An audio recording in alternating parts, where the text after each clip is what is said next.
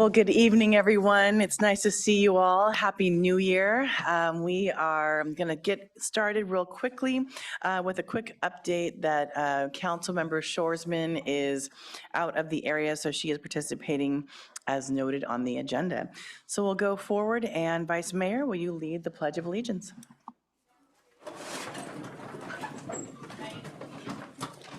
I pledge allegiance to the flag of the United States of America and to the republic for which it stands, one nation, under God, indivisible, with liberty and justice for all. Thank you. Well, we have a lot on our agenda today. We had a small closed session, and City Attorney Christine Dietrich, can you give us the closed session report? Thank you, Madam Mayor. The council did meet in closed session on one matter of conference with real property negotiators with the property ID and negotiators as specified on the agenda. Council provided negotiating parameters, price and terms, and no further reportable action was taken. Thank you. Well, as per many times in our meetings, we get to start off today with a couple of proclamations. And usually proclamations are bringing awareness to something. And our first one is the Big Brothers, Big Sisters of San Luis Obispo County Youth Mentoring Program. So after that, Carol Florence from the Big Brothers, Big Sisters Board, go ahead and meet me up front for a 3-minute conversation or with others, and I'll share the proclamation. So whereas Big Brothers, Big Sisters of San Luis Obispo County's mission is to create and support one-to-one mentoring relationships to ignite the power and promise of you. Big Brothers, Big Sisters of SLO County has provided over 30 years of life-changing mentoring programs that promote education, healthy relationships, positive self-esteem, and lifelong growth. Big Brothers Big Sisters mentoring programs are an evidence-based prevention program with statistically significant effectiveness at reducing drug use and violence and improving youth mental health and academic performance. 98% of children in Big Brothers Big Sisters program graduate from high school, and 75% continue their post-high school education. The state of California has launched the California Men's Service Challenge, calling on 10,000 men to step up as mentors, coaches, and leaders to address rising disconnection among young men and boys, and to create pathways to purpose, leadership, and belonging. Big Brothers, Big Sisters of SLO County and other local organizations are proud partners in this statewide effort, offering opportunities for men and women alike to serve as mentors and making a lasting difference in the lives of youth. National Mentoring Month is an opportunity to celebrate mentors, recruit new volunteers, and encourage all residents to invest in the future of our community by supporting mentoring programs. So whereas the County of San Luis Obispo formally recognizes the month of January as National Mentoring Month and embraces the vision that all children should achieve their full potential, now therefore I, Erica A. Stewart, Mayor of the City of San Luis Obispo, on behalf of the entire City Council, proclaim January 2026 as National Mentoring Month in the City of San Luis Obispo, and urge all community members to recognize the critical role mentors play in shaping the lives of young people, and to consider becoming a mentor or supporting mentoring programs in our county.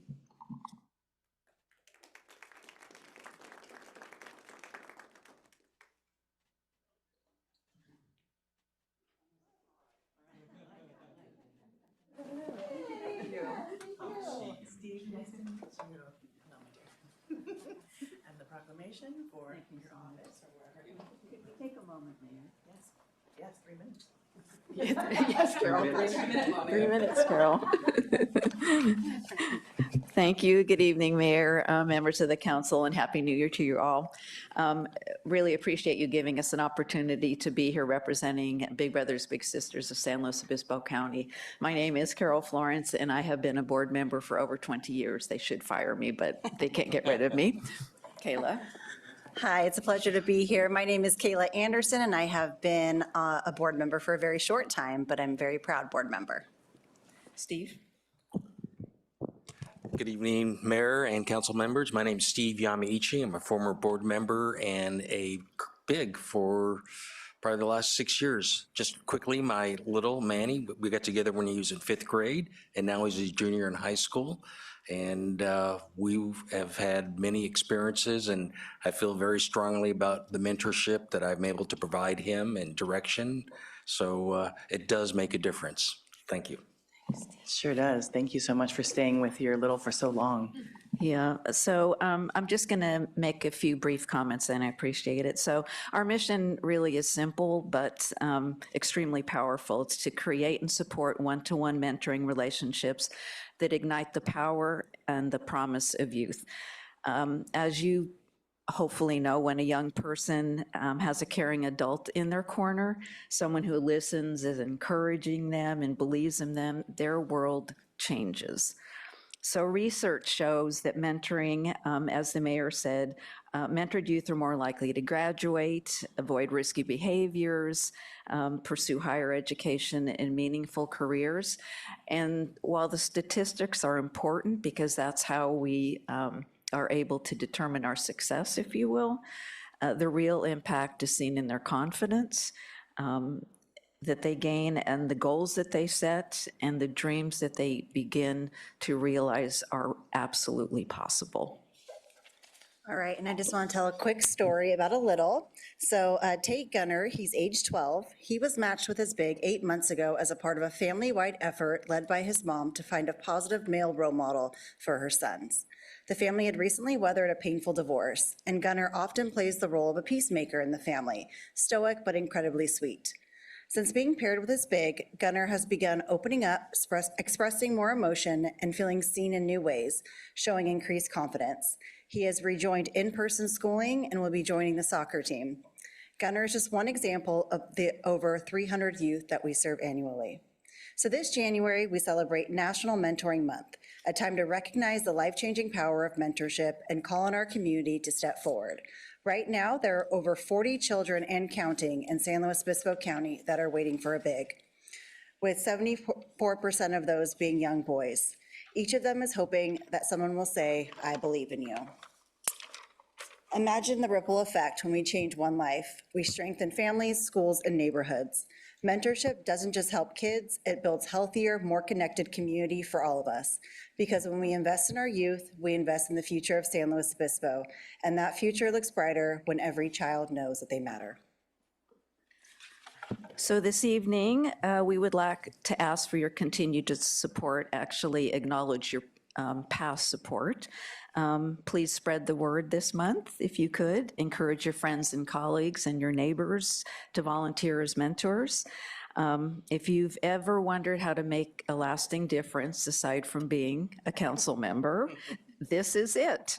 Just a few hours a month can change a child's life and in turn change a community's future. So from the bottom of my heart, all of our hearts, we want to thank you for your time this evening and for this proclamation. Thank you. Mayor, Thank could I you so just do a much. PS really quickly? We really do have something else too. I so- do, but okay. I want to acknowledge ES Aero. ES Aero is a sponsor of Big Brothers Big Sisters, and as you know, yesterday there was a potentially catastrophic event at the facility. My firm represents ES Aero, and I wanted to publicly acknowledge the fire department, CAL FIRE.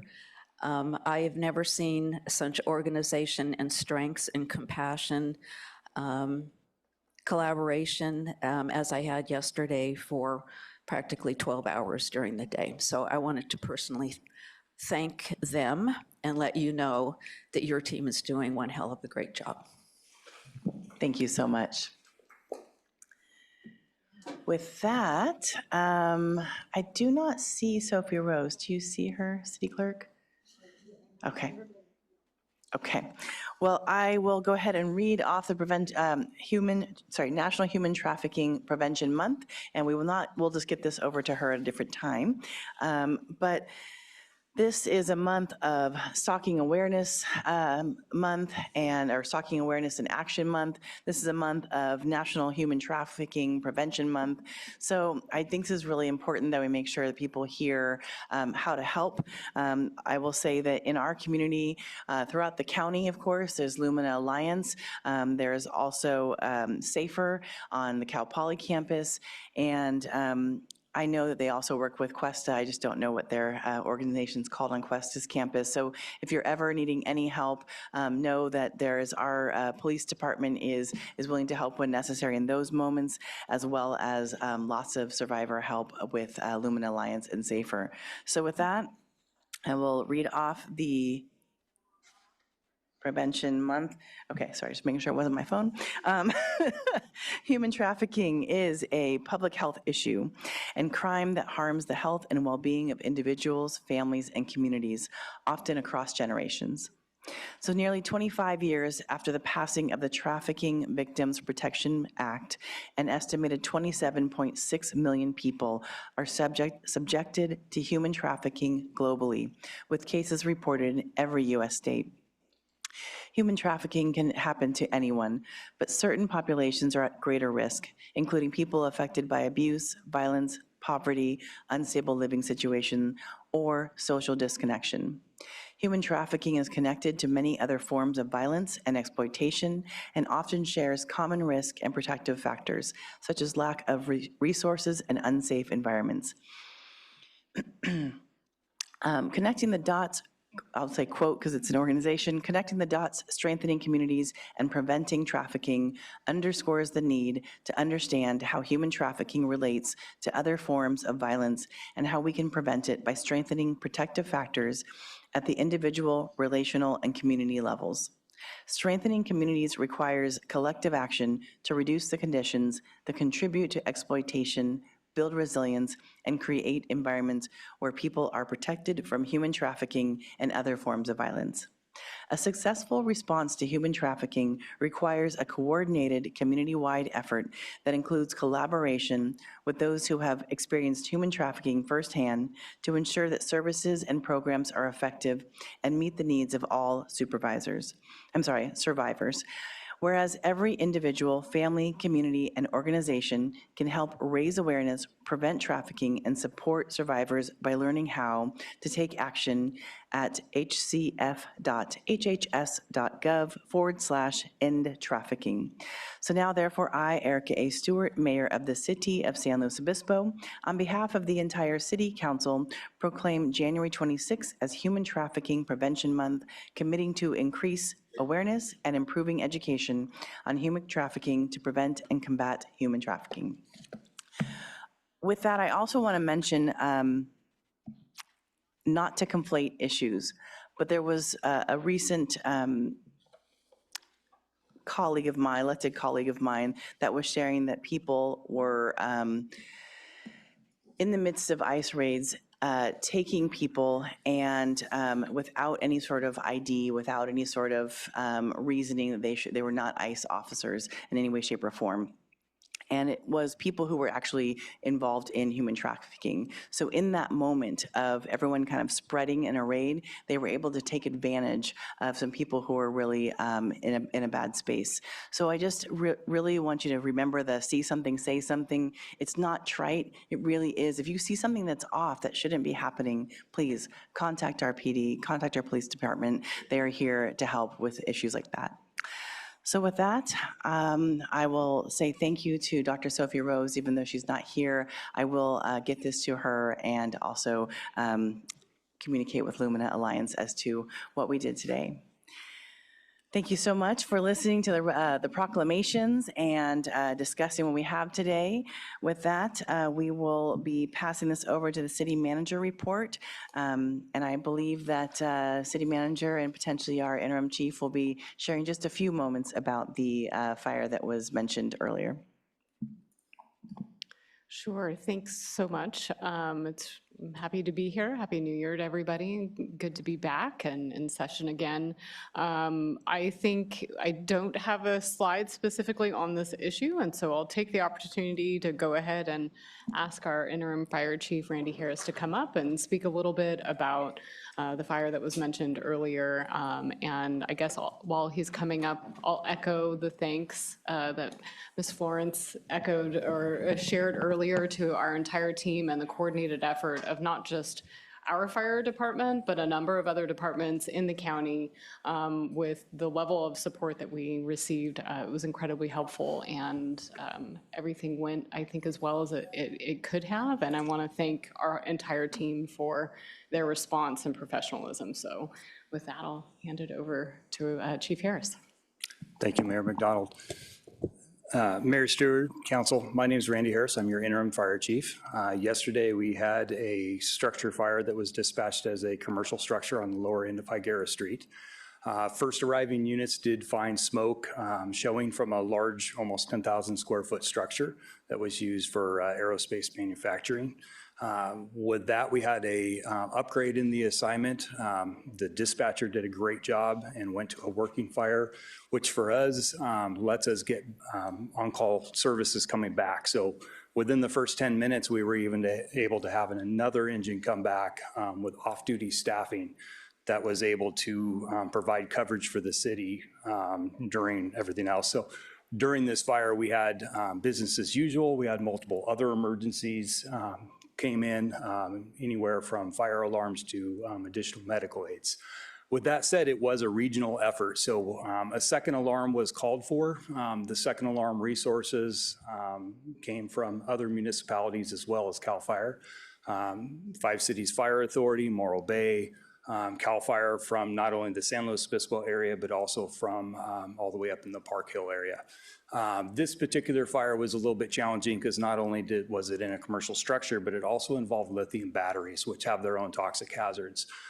With that said, once the fire was contained, then it became a hazmat incident, and we were able to take the hazards, not only toxic from the air, but also the runoff, and we were able to evaluate that, make sure that there was no further public hazard, and then we set up a process with not only the building owner, but ES Aero to slowly be able to figure out, hey, how can we get you back in business? How can we make this less impactful?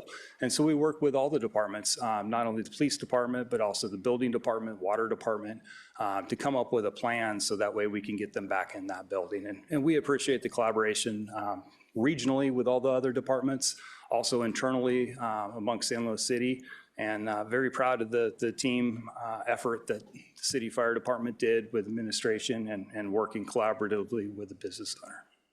Happy to answer any questions. Thank you so much for that. I really appreciate it. And, I think it really highlights the fact that we were all off recently for holidays and enjoying life, but all of you in public safety continue to keep us safe throughout the year, every single day. So thank you for that. Thank you. City Manager, we'll pass it on. Back to you. Thanks very much.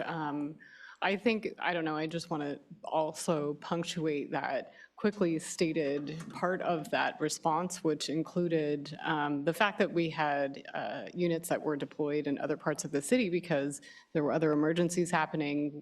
We needed to call back staff who were not actually on duty, and to that dedication from our team to come back quickly to aid each other and aid, making the site safe.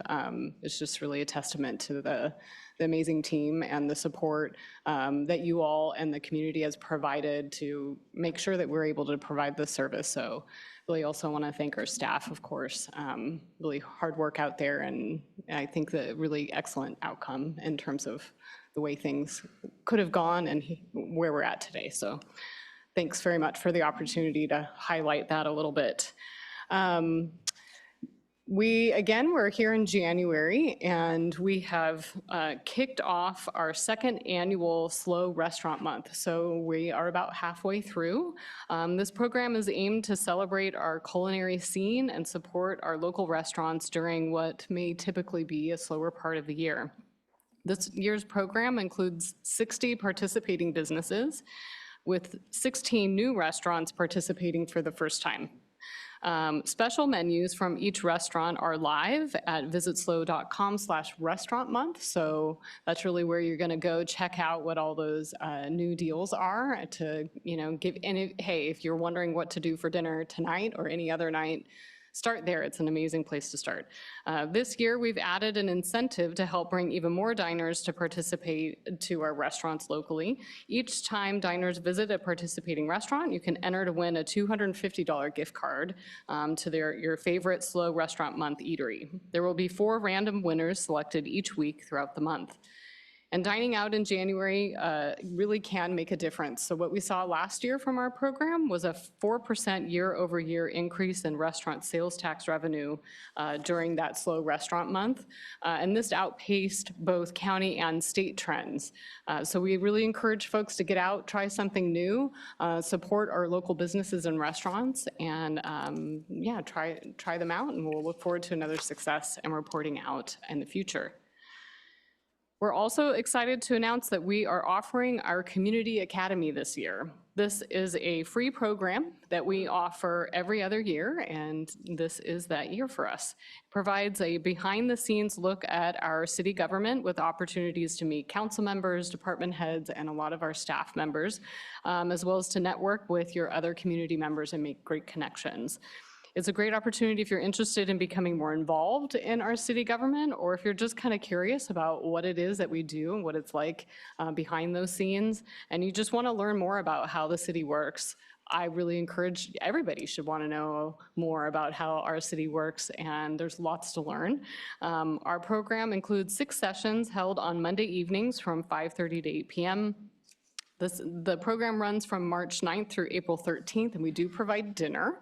There are also optional tours scheduled throughout the program to give participants that hands-on behind-the-scenes look at some of our city facilities and the way things work.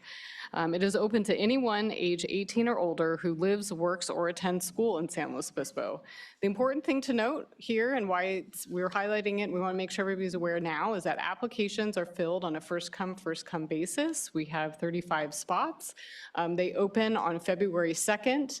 At 5:30 p.m., which is the time that your program would be starting. So please mark your calendars. And if you have any questions, please email slocommunityacademy@slocity.org. We also want to highlight our next Lunar New Year celebration event. This will be held on March 19th in Mission Plaza from 6 to 8:30 p.m. We're really excited to help support this program in partnership with Downtown SLO and Farmers Market. Our Office of Diversity, Equity, and Inclusion has some amazing performances planned with great local food vendors that will be on site, and a special guest from Cal Poly, I guess drum roll, Chase the Mustang. Because this year marks the year of the horse, which is often associated with optimism, energy, and opportunity. Feel that, let it sink in, we got it going. And with Chase the Mustang preparing to retire, lots of opportunity there too, we wanted to make sure he had a chance to engage with our community in a meaningful way. We're adding new things and new ideas to this event, I think just about every day. So keep an eye out for our official announcement and our e-notifications, and mark your calendars to again join us in Mission Plaza on February 19th at 6 p.m. We also want to highlight some awards that our Parks and Recreation Department was recently honored to receive from the California Parks and Recreation Society at their annual District 8 Fall Forum. District 8 is comprised of parks and recreation agencies from San Luis Obispo, Santa Barbara, and Ventura counties. And our staff received awards for 4 different areas. The first was a Creating Community Award for our really popular September Scramble obstacle course program. So hopefully if anybody doesn't know what that is, check it out, engage, give it a try. There may be some mud involved, just FYI. We also received 2 awards for excellence in design for improvements at our Laguna Lake Park.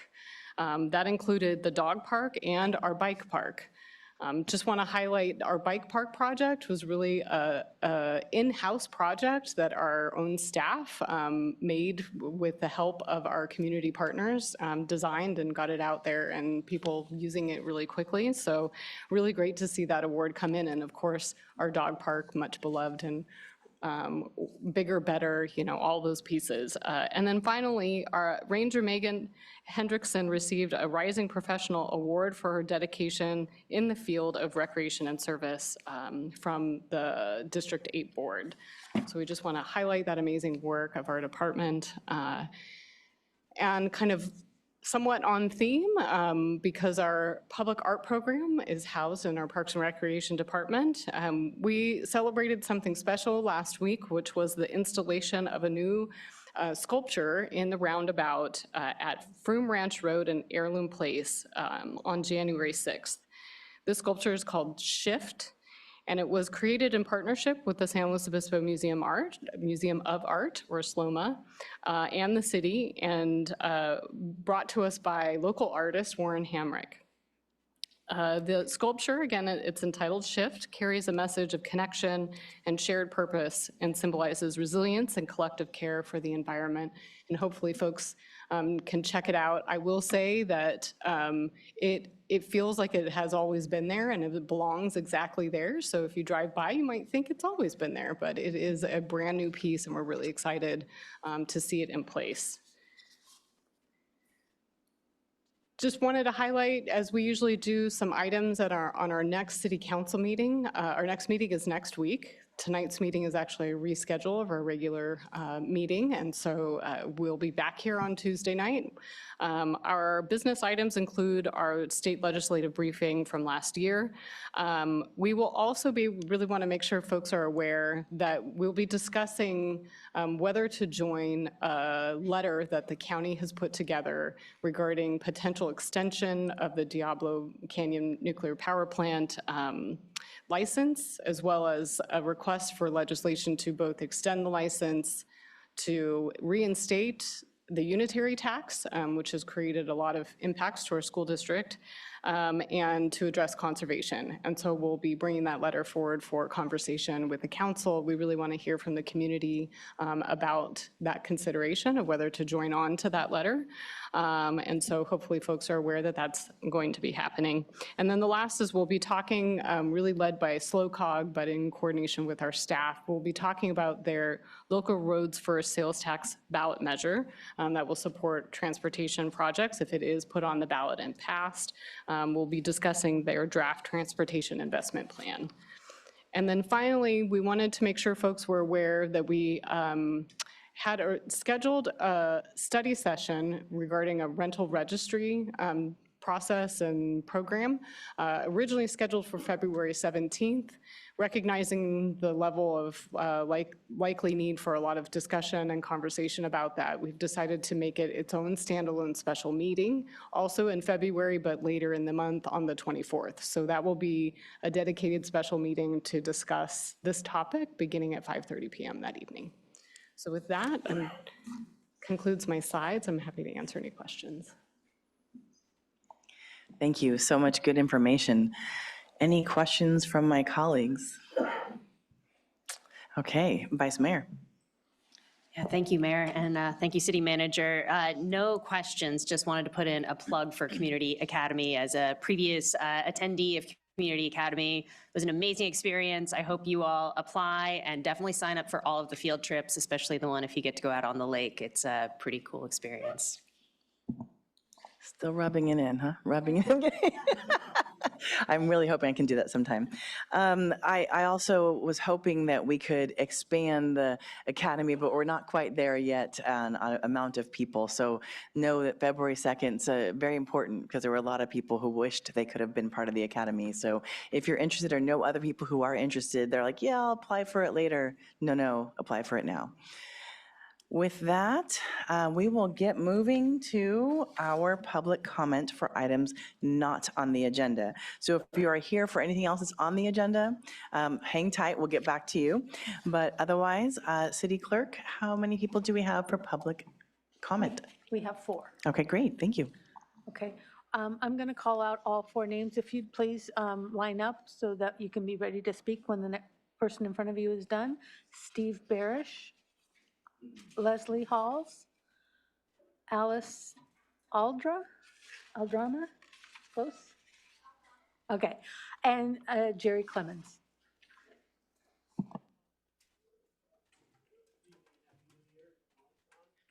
Not yet. There you go. Is it on now? Okay. I'm here to give some comments about this mailer that was sent out with the water and sewer bills recently. It is a well-done mailer. Congratulations to the communications and public relations teams. It's clear and concise, and it points out some things that kind of disturbed me and some other members of the San Luis Obispo Property and Business Owners Association. When Measure Y first was introduced, and here's one of the graphics, the first year I believe they collected around $1.6 million. Now in the last 16 years, they've collected over $200 million, which is still less than 1 year's all city operating funds. The problem that I'm having and other people that around me are having is that these Measure Y funds were initially promised for special projects, a new fire station, number 5, renovation or expansion of the existing police and detention facilities on Santa Rosa. And now when you go through this mailer, you realize that a lot of these projects and enhancements were covered under the old city budgets without this Measure G20. So I asked a question 16 years ago. What did we ever do before Measure Y? Nobody could give me an answer on the console then. Nobody. I'll ask it a lot of different ways, but it appears that the G20 funds are funding over 50 full-time positions in the city. That is almost 10% of the city's workforce. And at the same time, the city is advertising for positions that are non-paid, non-benefits in public journals and advertisements to join the city team. That way you can meet new people. But I think the city manager's presentation would be more interesting. A boat ride on the river would be a good team builder.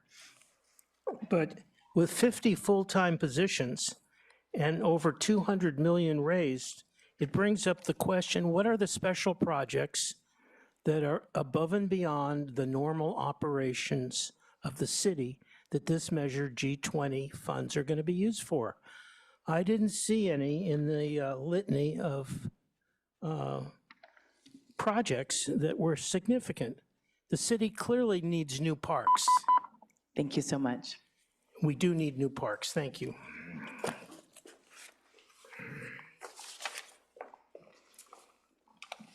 Good evening. My name is Leslie Halls. I'm a longtime resident of San Luis Obispo.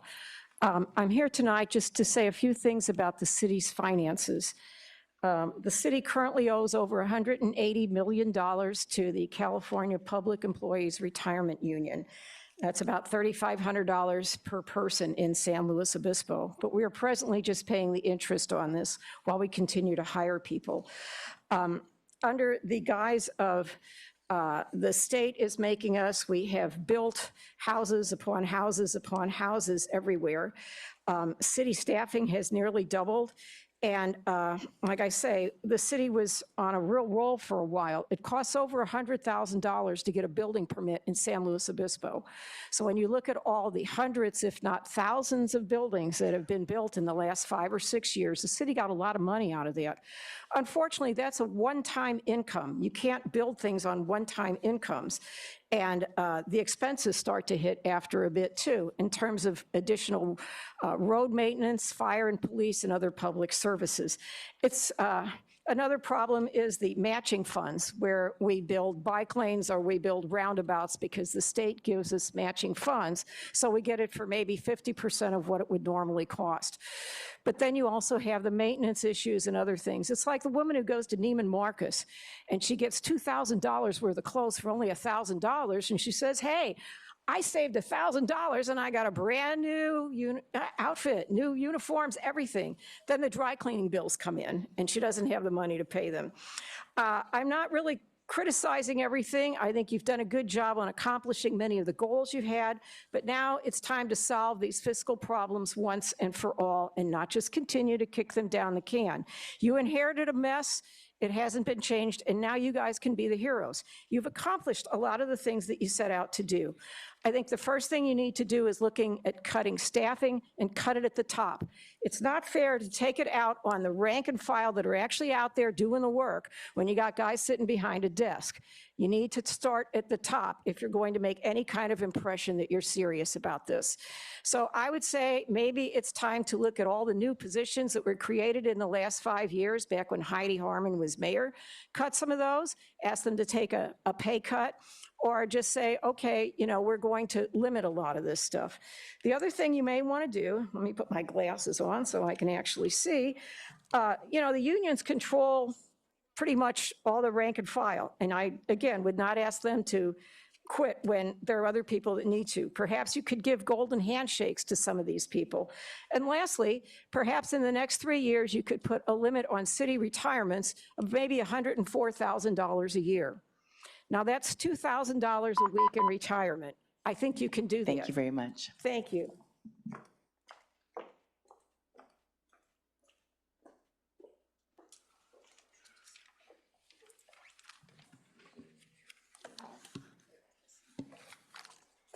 Okay.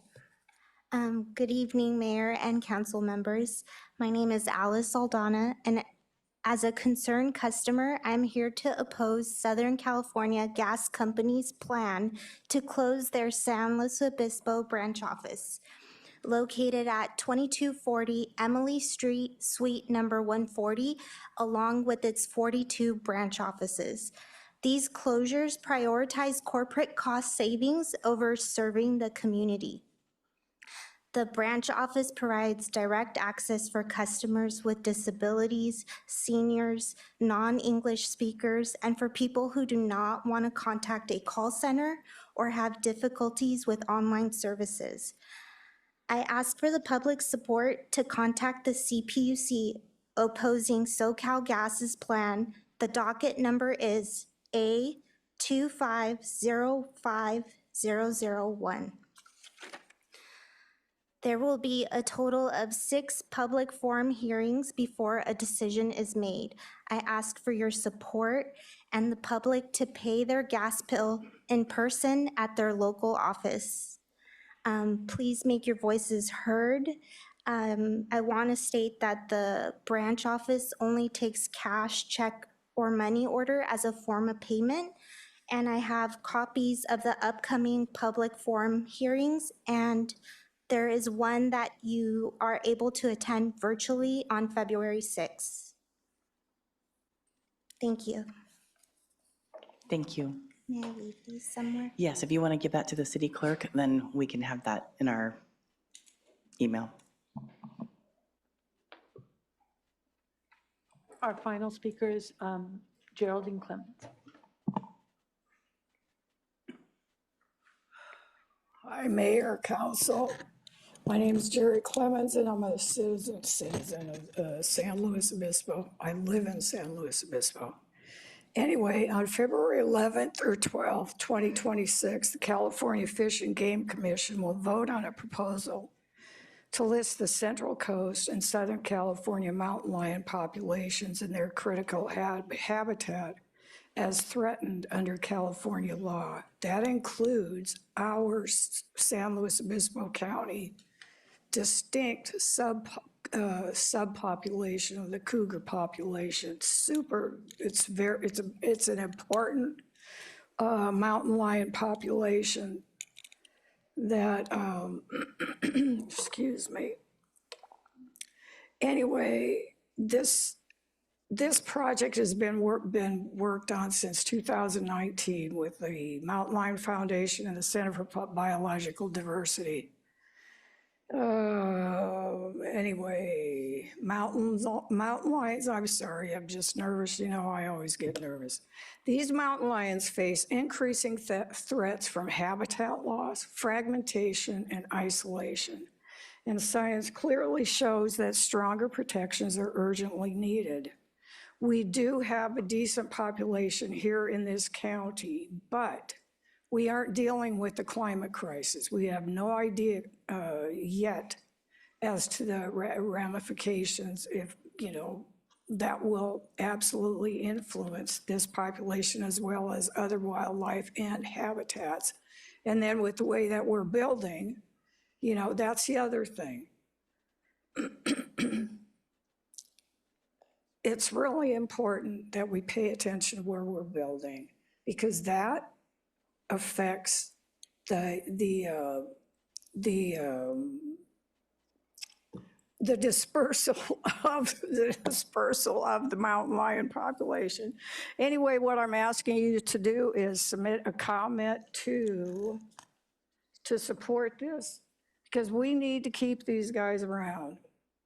Anyway, F like Frank, gc@fgc.ca.gov.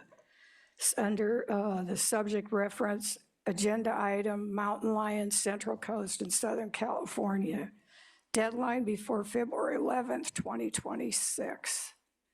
Or you can write a letter. Anyway, support the listing of the Central Coast and Southern California mountain lions as threatened. Emphasize the importance of protecting critical habitat and wildlife connectivity. Urge the commission to follow the best available science and CDFW's recommendation. Thank you very much. Thank you so much. One of the hardest things with public comment is it's items that are not on our agenda, so we can't often respond. But there's so much that I wish I could. I will say that in February, we'll be having our mid-year look at our financial plan and last year's budget, as well as today we'll be talking about our audited budget. So if you are interested in hearing more about where Measure G funds are going, or our additional payments that we're making towards CalPERS, or many of the other things that were mentioned, parks, et cetera, today, I would encourage you to check out those agenda items. Also, for the SoCal Gas, I actually just had emailed back and hoping that we can find out some information about that. I just met our new SoCal Gas rep. Tim Mahoney of many years has retired, and we have a new representative. So I'll reach back to our utilities and city manager and see if there's anything more that we can do.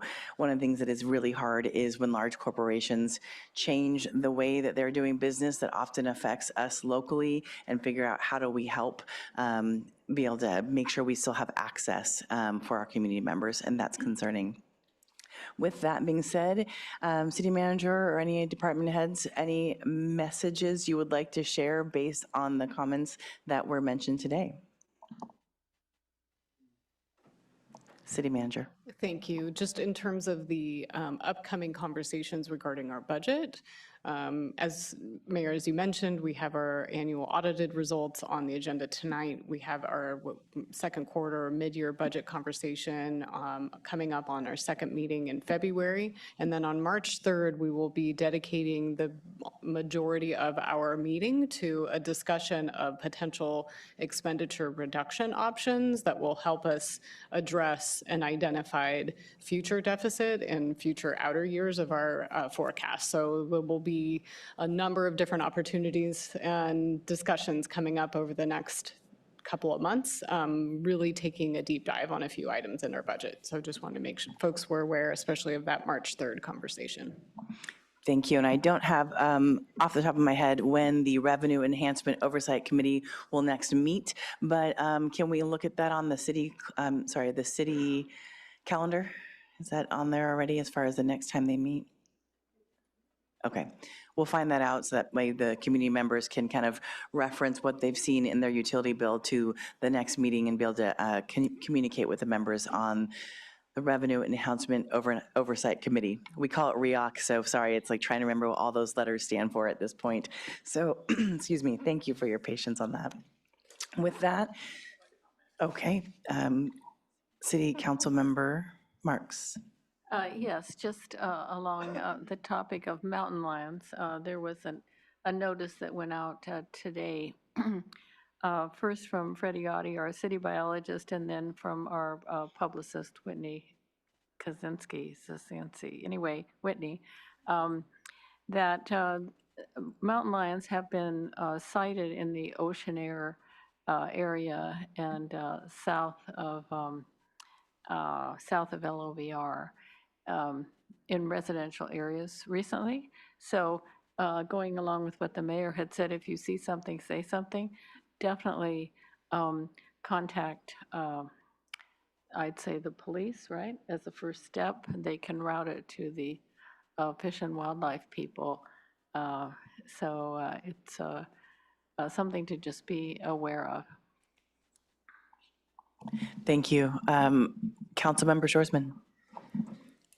Yeah, thank you. I just wanted to clarify because you mentioned the REOC mayor, the Revenue Enhancement Oversight Committee, and just for that speaker and others who may be interested in that mailer that they got in their utilities bill that was about Measure G, the Revenue Enhancement Oversight Council specifically looks at the Measure G funds and how those are spent and make sure that they're spent according to the way that they were originally supposed to based on the measure language. So that's specifically about Measure G for those who are interested. Just wanted to throw that in there. Thank you for the clarification. I appreciate that. All right. Next, we will head over to the consent agenda.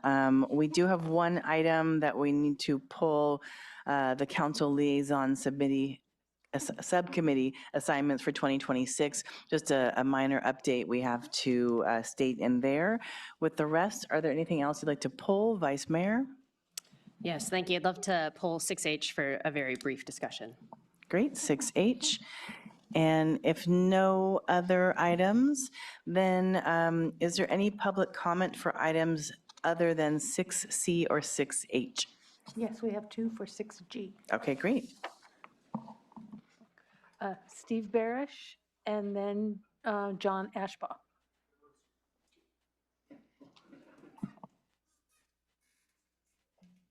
I was going to comment on the agenda item dealing with the second reading of the historic preservation update.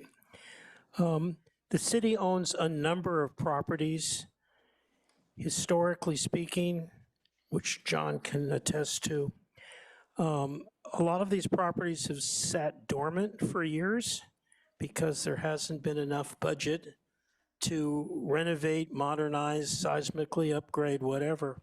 So you put a fence around it and you call it a historic building, but you don't do anything with it.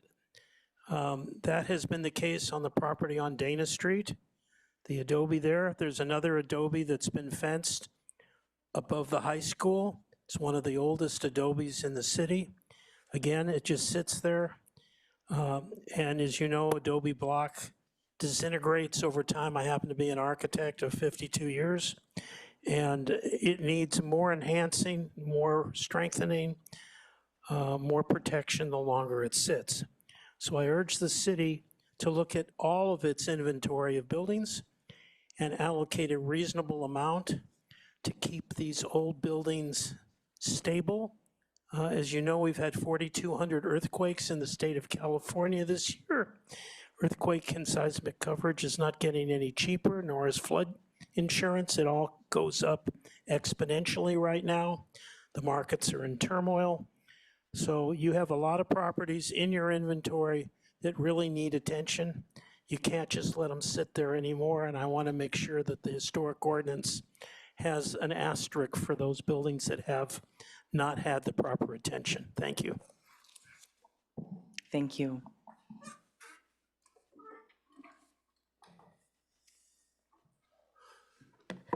Thank you, Madam Mayor, members of the council, Michelle on Zoom. The Historic Preservation Ordinance is the main subject I'd like to speak about. And just very briefly, I want to compliment our staff and the team of consultants that you enabled us to hire to work with the Cultural Heritage Commission that I sit on. The results of that are before you this evening. The ordinance will trigger, I hope, a lot more interest, as we've just heard, in the city's attention and commitment to the preservation of our vast legacy of physical historic resources in this city. I know back in, 40 years ago, for 1984, 85, there was a significant volunteer output for the city to identify historic resources. That analog system is still in place, and I have suggested to our staff, and I know they're considering this, just again launching a new volunteer effort to help us identify all those historic resources and help sort out as a result of this ordinance. But I want to just point out that the consensus that was achieved with this ordinance is so different from the time, and Councilmember Marks, you remember 2009-10 when I had just joined the council and the new historic preservation ordinance was being presented. It was terribly controversial, and a lot of disputes about that. This time, that didn't happen. We had really a good result overall with us. So thank you to your staff. Brian Lavelle has been very good with working with us, your consultants, and my colleagues on the Cultural Heritage Committee. And we are working on the Adobe, the Burton Waterman Village project very hard. I'm on that advisory team. We have an active group working on the La Loma Adobe, and volunteers are always welcome to those, both those groups, to help move those along and get those Adobes improved and ready for public benefit. If I might, Madam Mayor, I also just wanted to acknowledge that I did send an email to each of you. I spoke to each of you as well this morning about the item on the regular agenda. I will not be able to be here for that item. If I might be able to just say a couple of words about that. I've got another minute, 30 seconds. Oh, well, never mind. I will not be able to attend, but you've got my views on that, and we've talked about it, and I wish we could do something different. Maybe we can. Maybe we will. Thank you. Thank you. Bye-bye. All right, without any more public comment, I'll bring it back to the council for items other than 6C and 6H. Any comments? Councilmember Marks. A comment on the historical ordinance. And I just want to point out that addressing all of the listed properties is very important. However, as testimony has brought out, there are unlisted structures in town that are also historically important. And several times in the past, when various developers have wanted to destroy, I'm thinking of the Panejo Cottage on Marsh Street, or the Norcross building also on Marsh Street, which is across from the new Lumina Thrift. Those two structures were never listed, but when it came to council and the developer wanted to destroy them, the public and council said, no, we have to save them. And it turned out they were very historically important. So I'm just hoping that we're not, with the ordinance, that we're not wedded only to what is already listed, because we also need to consider what may be really important but hasn't made it to the list yet. So that's all I have on that one. I appreciate that. I know that there's been so much work on some of the addresses that are on our properties that are on our list, but there are always more, and we always find out more information. And I so am thankful for the volunteers who are helping out with the Waterman Village and with the La Loma Adobe, as mentioned earlier.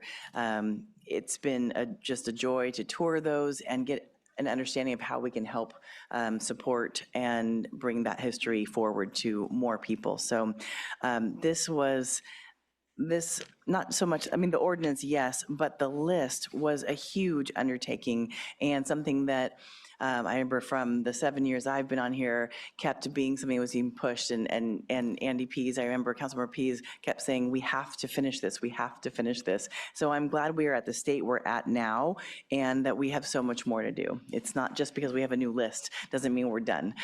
So I think that's the important thing to remember. But I think updating this ordinance really helps us to be able to move forward because we have a plan and a roadmap.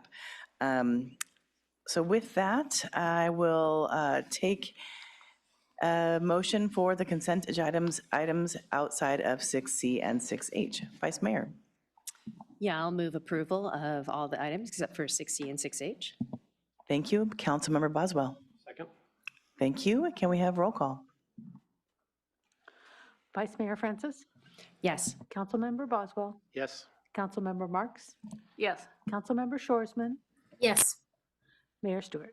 Yes, the motion passes 5-0. Thank you for that. The council liaison subcommittee assignments, we just have a little bit of timing.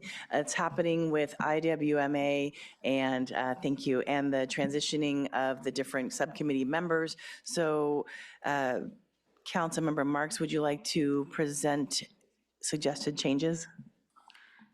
Yes, it's a pretty minor change, but backing up our appointments to the various regional boards, excuse me, including the Integrated Waste Management Authority. If we voted vote them in tonight, and I'm supportive of all of them, except the problem is that tomorrow, Wednesday the 14th, there is an IWMA board meeting, and Councilmember Shorsman and Boswell haven't had a chance yet to really be onboarded or gotten up to speed. So my suggestion is that we make the IWMA appointment transition effective on the 15th, which is the day after the 14th, which means that as the representative on the board, I could continue and be able to vote in that meeting tomorrow. Thank you. Vice Mayor. Oh, sorry. Michelle has her hand up as well, ahead of me. Councilmember Shorsman.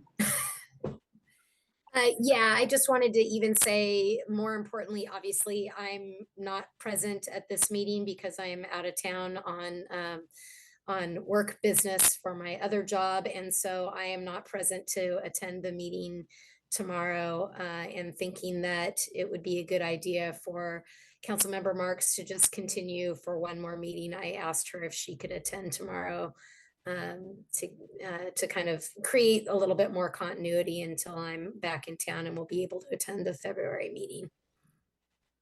So I'm in support of having our Councilmember Boswell's and my appointments begin on the 15th. That way she will attend, Councilmember Marks will attend the meeting on the 14th, and then we will be instated on the 15th is how we were talking about doing it. Thank you. And I see a nodding of the head of Councilmember Boswell. Vice Mayor. Thank you. Yeah, in the spirit of accuracy here, CAPSLO is also intending to have one additional meeting this coming Thursday with me as the member. So we can also alter Councilmember Boswell's appointment to that seat until the end of the week. Perfect. Thank you.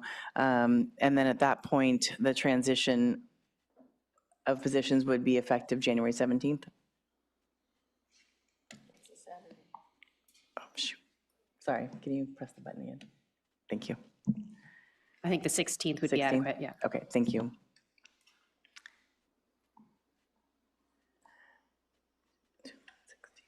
Okay, so at this point, we would make the new dates for purposes of onboarding and just getting caught up to speed for the IWMA board to move to January 15th, and for the CAPSLO board to move to January 16th.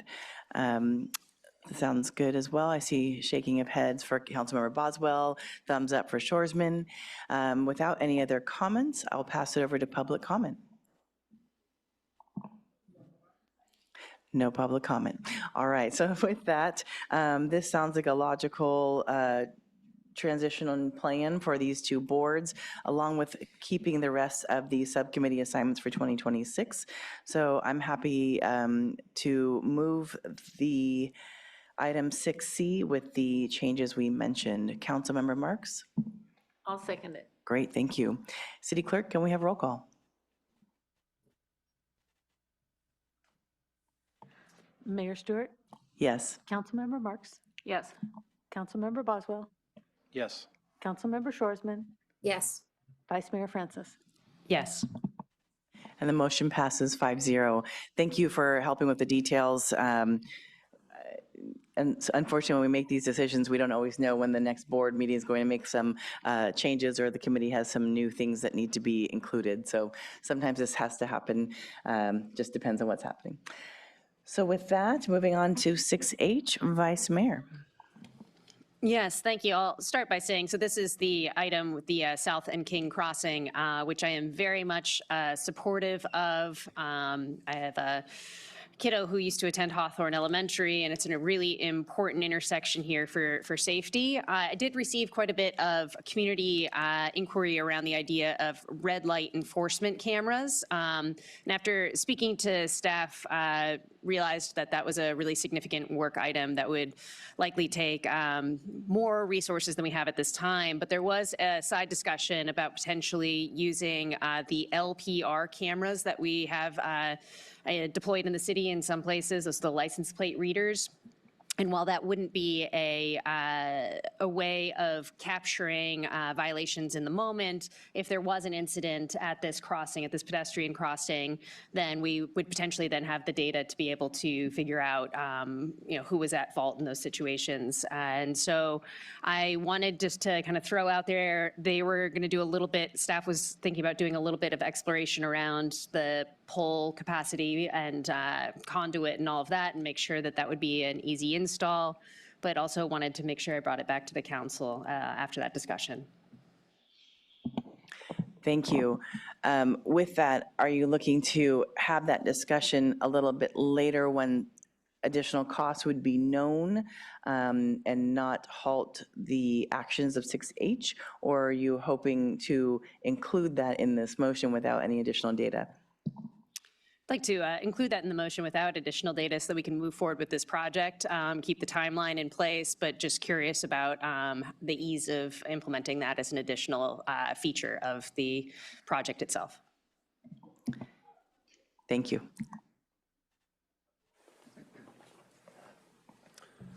Good evening, Mayor and Council members. Aaron Floyd, Public Works and Utilities Director, obviously joined by our subject matter expert on this, Luke Schwartz. I think it would be appropriate to ask Luke to give us a little more background and the technical side on what other appliances and appurtenances have been hung on different appurtenances around town. And then we might also, in addition to that, need to ask a little bit of assistance from our police chief, Chief Scott, to tell us a little bit about how that might be utilized a little bit. So this might be a two-part answer. So thank you. Thank you. Thanks, Aaron. In terms of could the traffic signal system support the addition of future things like license plate reading cameras and things, I don't see a concern with that. We've worked with Slow PD with other LPR cameras installed on streetlight poles and other things around the city. It's a pretty straightforward process. I don't think it would involve any redesign of the traffic signal or costly modifications. In terms of like what those potential costs or funding mechanism for funding things like that, I would invite Chief Scott up to see if he has more thoughts to share. Usually we're involved with just the technical specs. Can it work here? Yeah, okay. You guys do your thing. Make sure we have an encroachment permit for your contractor. It's not something I think that we build into our construction contract. It'd be another vendor that they work with. But again, if there's other questions on that, and again, looking ahead, when we come back with our Vision Zero action plan, we do have some recommendations and thoughts on potential for automated red light and potentially speed enforcement down the road that we're happy to get into the weeds on those logistics at that time. I guess my point is do we need to have that license plate LPR camera discussion today, do you need that direction today in this item's movement? I don't need that specific direction at this time. I didn't think so, okay. SLO PD is looking for council approval at this time in terms of funding authorization to use, potential remaining project contingency funds or other funding sources, and they're looking for that action at this time. That could be something that there may be value in discussing, but we don't need to know when or how that's happening at this time to move forward with the crossing. Thanks. Thank you. I think Chief Scott's right behind you.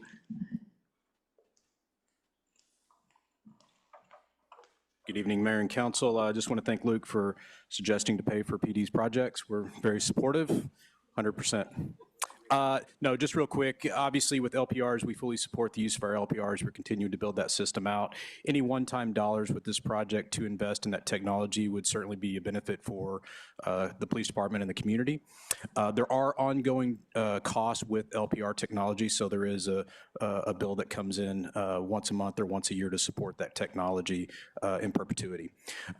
Regarding LPR use for traffic, it's a little bit more complicated. It's obviously a tool that we can have to look at incidents after the fact, because the way LPR technology works, it captures plates all the time, whereas red light cameras are triggered by an incident or an infraction. That's how those operate. So it certainly would and could provide very useful evidence if there is another tragic incident at that intersection, which we hope to avoid.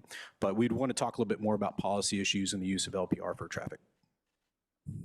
Thank you. I think of the doorbell cameras that many people register with the police departments to be helpful in those moments, kind of give it that same feel.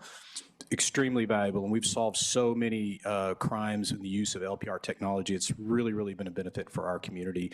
So we're very supportive. We know we do the installations a lot of the times after the projects are complete, so including it on the front end is a benefit to the department for sure. Thank you, appreciate Thank you. that. Councilmember Marks. Yeah, I think we should just offer some direction to staff to explore that option as part of this so that it's not ever lost in the shuffle. Because I think it's important to make that crossing as safe as possible. There's so much traffic there and people are usually in a hurry, and there's also problems with the bike path there with the near the donut shop, trucks parking there. I mean, the whole area is congested and difficult. So anything we can do to help, I think we should. Thank you. Councilmember Shorsman. Yeah, I think I need a little bit of clarification because I thought that this item, and I'm kind of trying to scroll through it quickly, but I thought it included already some additions above and beyond just building the enhanced crossing. I thought it included some additions for LPR equipment. And so I'm confused about what we're asking for in addition, or maybe I just misunderstood what we were being recommended to do right now. Thank you. Those are great questions. I believe Luke and then the city manager will have hopefully some answers. Yes, as you see before you, the project does include additional funding to upgrade some vehicle equipment for both SLO Fire and SLO PD. It's emergency vehicle preemption equipment. It's basically equipment that goes on the traffic signal, and then their vehicles that they can tell the signal upstream that they're approaching during an event, and it gives a green light to give them priority and get traffic out of the way. So SLO PD currently has no preemption equipment on any of their vehicles, so it's a huge upgrade citywide to get that installed as part of this project. And then for SLO Fire particularly, we're looking to get additional GPS capabilities, which lets them talk to the signal much further downstream. So coming out of Fire Station 1, going down South Street, they can talk to that signal at this crossing to say, don't start the crossing or, flush traffic out as we're approaching. So yes, there is a component in the project already as funded that would be adding those upgrades. I think the specific discussion topic here is if there's interest in looking for opportunities to fund something like a license plate reading camera at this crossing, either as part of or shortly thereafter this project. And if there's actions as part of this that make that easier to do or more streamlined? So we've got, if I'm not mistaken, and we've talked about this crossing many times because this has been a long time in the process, but I think we have other hybrid beacon crossings in the community now that this is going to upgrade. The existing crossing is to a much lower level of equipment than, for example, the Woodbridge crossing or the Farini crossing. And I believe that this project right now is going to get the South King crossing to be more similar to Woodbridge or Farini. Is that correct? Yes, the crossing would be very similar to what you see at Woodbridge or Freeney. The upgrades we're talking about is right now, if SLO PD has an emergency, they're not able to communicate to those crossings, where the vehicle equipment upgrades will add those benefits. This will be the first intersection in town where at the signal, we're also adding that GPS capability where an emergency vehicle with GPS can tell that signal much further ahead that it's approaching. Right, but we're already in the recommendation right now. That's what we're looking at. What we're talking about now is adding an amendment maybe to the motion to add additional equipment so that we can do license plate reading at this crossing. But that is not present at the other crossings that I mentioned, right? I would just want to treat this crossing similarly to how we've treated other crossings, unless we're going to go back to those crossings and add the same license plate reading technology that we're talking about adding here. That's my concern, is consistency with the way that we're doing this. Those intersections that Woodbridge and Farini don't have the capability that we're talking about adding to this one. Is that correct? That's correct. And in my understanding of the benefits of the license plate readers are not necessarily specific to like a crossing or a intersection, but more to understand who's passing through different points in the city, where SLO PD can pull up information of if there's a stolen vehicle, did they go through this intersection around this time of day, or if there's a child abduction or things like that. It's not necessarily going to give you information on if someone's running a red light or having traffic infractions at this crossing. So I don't know strategically from SLO PD standpoint if this crossing is a spot that makes sense. I know they have an LPR camera already on South Street closer to Fire Station 1. So this might not even be a location where there's a huge benefit in getting that technology right here. I'm not confident on that. But we don't have those at other hybrid beacon crossings or other pedestrian crossings per se. Okay. City Thank you. Manager, were you gonna? Yep, she's next. I would just wait until you finished. City Manager? Thank you. I actually don't have much to add, just that license plate readers, as mentioned by our chief, have been incredibly helpful and effective in helping us address crime that's occurring or may be occurring. And so in the discussion earlier today about a red light camera, that type of technology and enforcement approach is a brand new world, or it would be for us. There aren't any currently in the county, and it would be a big undertaking. Not to say it's not a thing we won't do. It's just not currently in our work plans or in the project specifically at this intersection. The license plate reader was kind of discussed as an option to help in the event of there being an incident at that intersection. It could help with that, looking at what vehicle was involved. We have a few license plate readers that we do deploy. Sometimes we move them depending on where we think they might be needed. They're, I think, fairly small and easily attached without too much trouble. Of course, we are looking at trying to continue building out that network, because again, it really has been very helpful. I wish we could say, every intersection had some ability with a camera or to be able to track what happens there.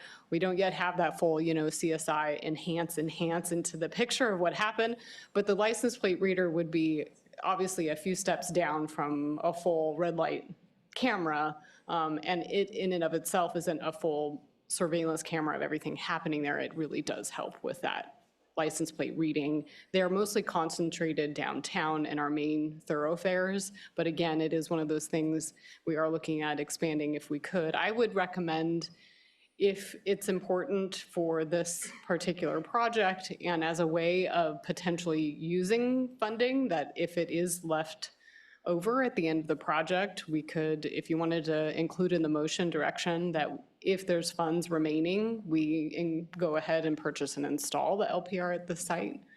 I think that would work pretty well. It wouldn't create issues for timelines. It wouldn't be difficult for us to deploy. Yeah, I guess I'm still a little bit confused as to what maybe Councilmember Francis is asking that we do differently from the current recommendation. Are we just asking staff to look into the additional cost? Or are we asking them to implement something without knowing what the cost would be? Councilmember Boswell is next, but the initial, with your question, I think, Vice Mayor, it would make sense for you to answer those questions.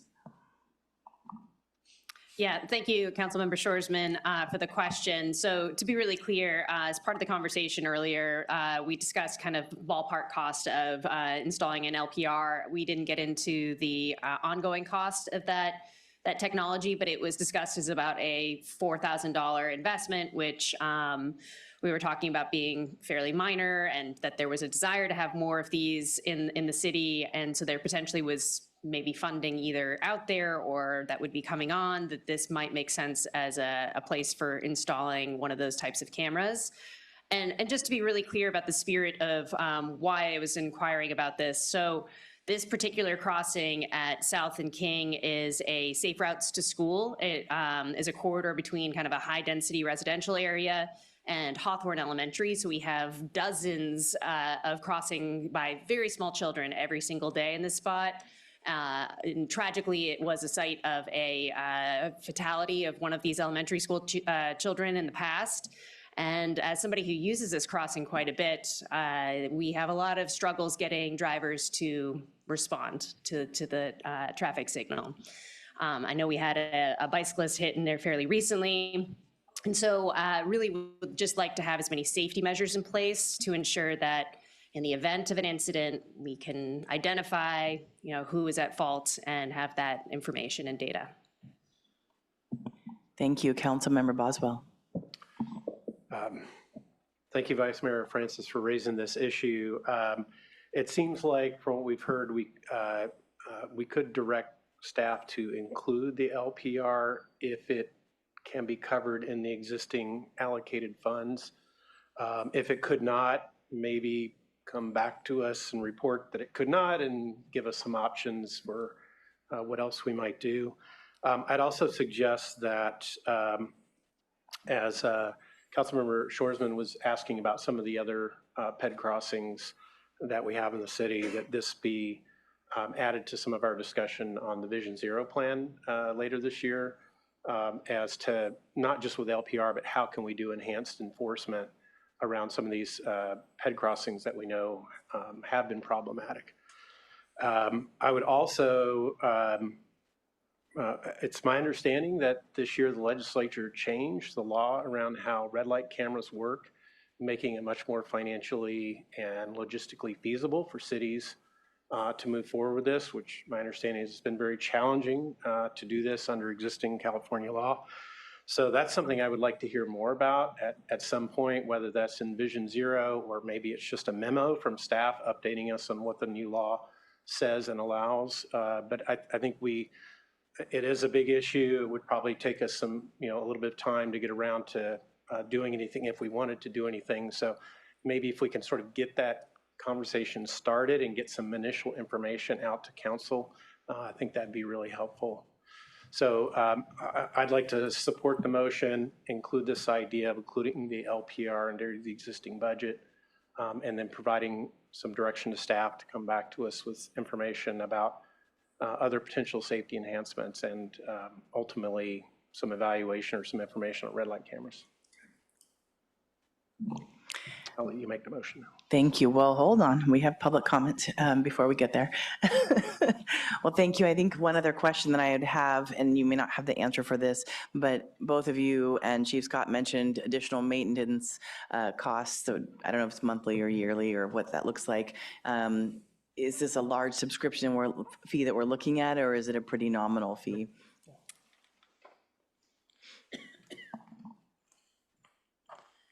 Thank you for the follow-up question. So depending on which vendor that we utilize, it's about $3,500 to $5,000 annually per device.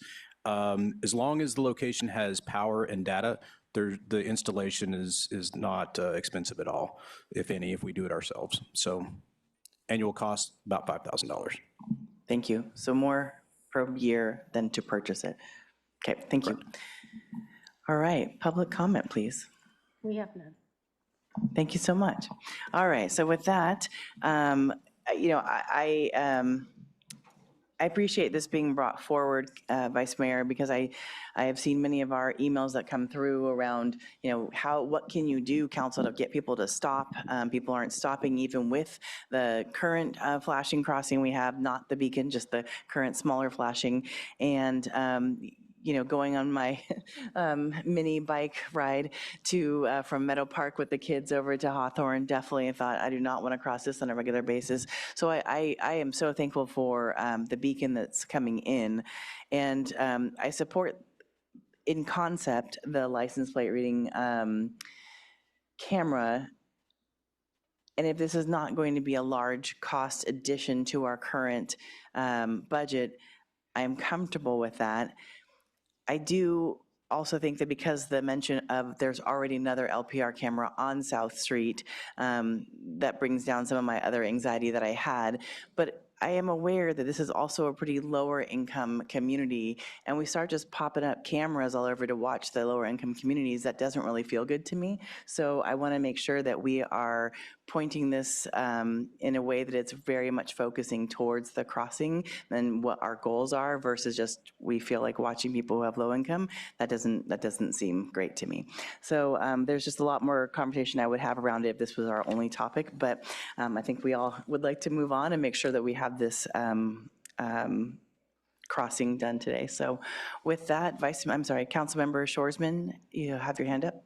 Yeah, I just wanted to say thank you for the discussion. I wasn't expecting and didn't understand. So sorry, Councilmember Francis, for all my questions. I was just trying to figure out exactly what you were looking for us to do, but agree that this is a pretty high priority. It has been a high priority intersection for a long time. All of the places where we've put beacons in have been places where people have been hurt. And sometimes significantly. We had a death at the Woodbridge Crossing area as well. So these are highly important and dangerous crossing areas, and we need to do what we can to make them feel as safe as we can. And I think just the addition of the expanded hybrid beacon that's going in will go a long ways to making this particular crossing much safer as well. And so, but I also hear what the mayor is saying about the increasing cost. It's $4,000 here, $4,000 there, but it all adds up eventually. But I think that if there is room in the budget for this, which I think is the way the motion is probably going, along the lines of what the city manager suggested, that we include this if there is money left in the budget to install the camera, then I think we should do it, and we should go back and talk about the other locations as well at a future time. Thank you. I agree, as we continue, as Councilmember Boswell said, to focus on with the Vision Zero, that we talk about this and the other beacons and or potential other locations. We'll be looking at making upgraded modifications for safety for multimodal transportation in our community. So with that, Councilmember Boswell, Vice Mayor, who's making the motion? I think it's Vice Mayor. Yeah, thank you. I'd like to go ahead and move to approve item 6H with the addition that if there's room in the budget, we would like to have the license plate reader added in as part of the project installation. And if we don't have the budget for it, for that item to come back to us with additional funding options. Thank you, Councilmember Boswell. Second. Thank you. City Clerk, can we have roll call? Vice Mayor Francis, Yes. Councilmember Boswell, Yes. Councilmember Marks, Yes. Councilmember Shoresman, Yes. Mayor Stewart. Yes, and that's a 5-0 vote. Thank you very much, Vice Mayor, for bringing this to us. And the robust conversation over such a small budget item, but yet it's really about safety, and it's about how do we continue to keep everyone accountable that's moving around our different roads, whether you're rolling or strolling. And with that, we're just going to take a 10-minute break, and then we'll come back and get into our public hearing items. All right, well, welcome back to the City Council meeting. We will be discussing our public hearing and business items, and the first item is to receive the annual comprehensive financial report. Sometimes you'll hear it known as the ACFR. And this is our audit of the 2024-25 year. And I will pass it off to our financial director, Emily Jackson. Good evening, Madam Mayor, members of the City Council.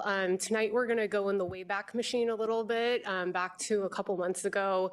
Debbie and Tavi are going to present the report this evening, but I wanted to just sort of kick it off by letting the public know what an important part of what the finance does on a daily basis this audit is. This is a really great way to get a third-party outsider's perspective on how we manage our finances, and excuse me, also helps to ensure transparency of the city's finances on an ongoing basis. The audit is a months and months and months long process, and our accounting team under the leadership of our Deputy Director, Debbie Malacote, and our Senior Accountant, Tavi Garcia, do a tremendous job of preparing for this process every year. We have a good partner in Badawi and Associates. You'll hear from them this evening as well. And I just want to thank Debbie and Tavi, the accounting team, finance department, and all city employees who willingly comply with our financial policies and procedures on a daily basis, because that's what makes a clean audit possible. So with that, I will kick it over to Debbie and Tavi to present the report this evening. Thank you.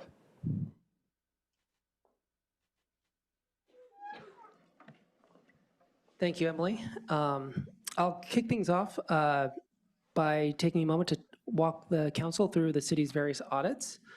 In a nutshell, a successful independent audit provides reasonable assurance that the city's financial statements fairly present the city's financial position and results of operations in accordance with the generally accepted accounting principles, which we commonly refer to as GAAP for short.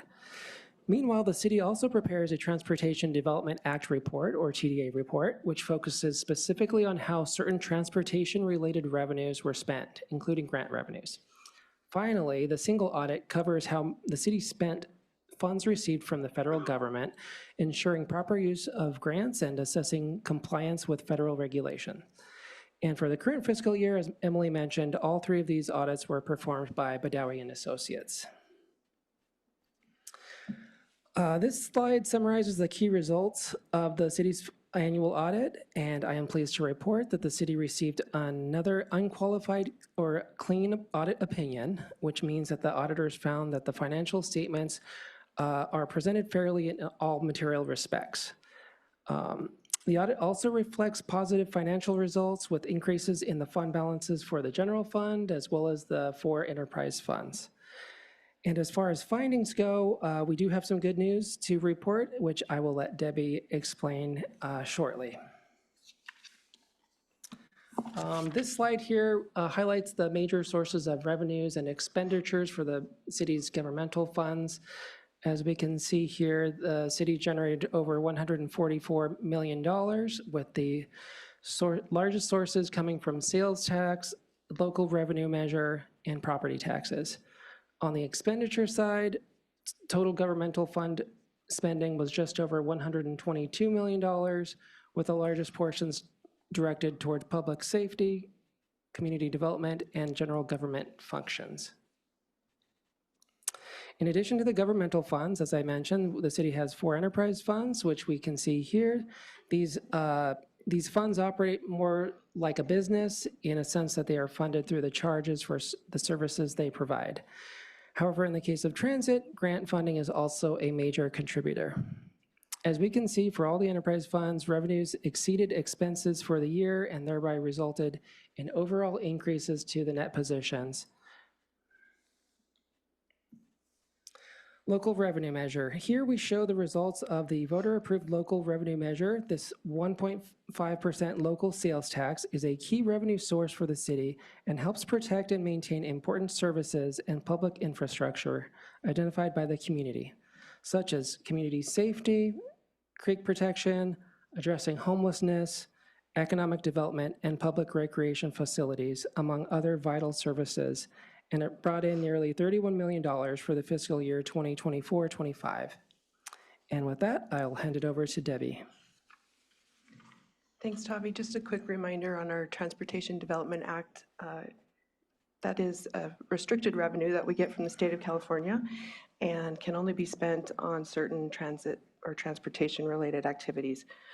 During the fiscal year, we brought in a little over almost $67,000 that was dedicated to bicycle and pedestrian projects, and the transit fund enjoyed about $2.6 million of TDA funding. As a condition of this funding, we have to maintain a certain fare box ratio, meaning that we bring in a certain amount through our fare box or local sources as compared to the TDA funding. Once again, we get a little benefit of counting some of our federal grant sources towards this for the next couple of years, one more year, I think. We have to maintain a ratio of 20%. We're currently at 228% for the year. And even if we didn't have that federal funding, we would still be about 23%. So we would still be within our fare ratios. A single audit, as Tavi mentioned, reports on how we spent federal funding during the fiscal year. And once again, there were no question costs or significant deficiencies for our federal awards. We continued to have 2 findings or areas of improvement that we've seen for the past couple of years related to our Oracle ERP in original configuration. We now believe both of those have been resolved and we will not see these findings show up again. One was related to posting journal entries and manual adjustments that we make, and the other, it was a major lift for our payroll team this year with an upgraded configuration related to how we calculate overtime. There's no longer a manual intervention. That is an absolutely automated process. We push the button. It's amazing and fantastic. Very excited about it, and a huge lift for our payroll team. So kudos to them for getting that through along with our consultant in October. We have once again produced the popular annual financial report, or the PAFR. This is, has a lot of the same information that's in the ACFR, but in a perhaps more digestible, readable format for the average user. You'll find this on the city's website. It has a lot of graphs and charts and more visual aids to understanding the information.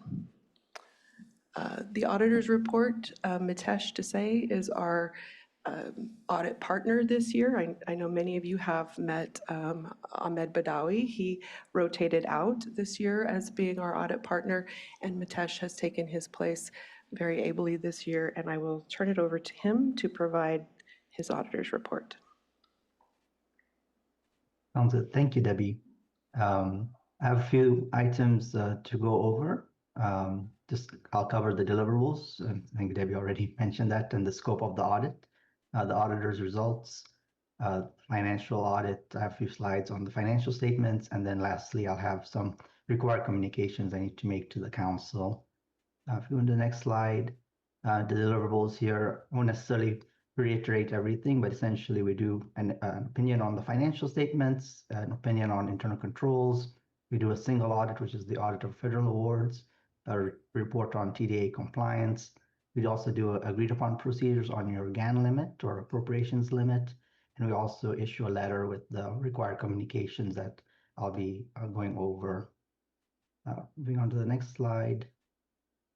Sorry, I think for some reason there's a glitch in the presentation that we're still working on, but hopefully it doesn't cause any problems. But in as far as our auditor's report, we follow a set of rules that are set by different organizations. So we follow generally accepted auditing standards that are the rules set by the AICPA as to how we conduct our audits, as far as how do we sample, how do we do our reporting, what type of procedures do we need to apply.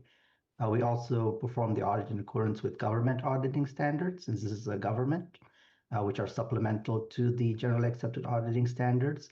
And because the city does need to have a single audit, we also follow rules set in the uniform guidance, which essentially tells us which federal programs do we audit, how should we audit them, and so forth. We've issued an unmodified opinion. So what that means is your financial statements are fairly stated in all material respects. The accounting policies have been consistently applied.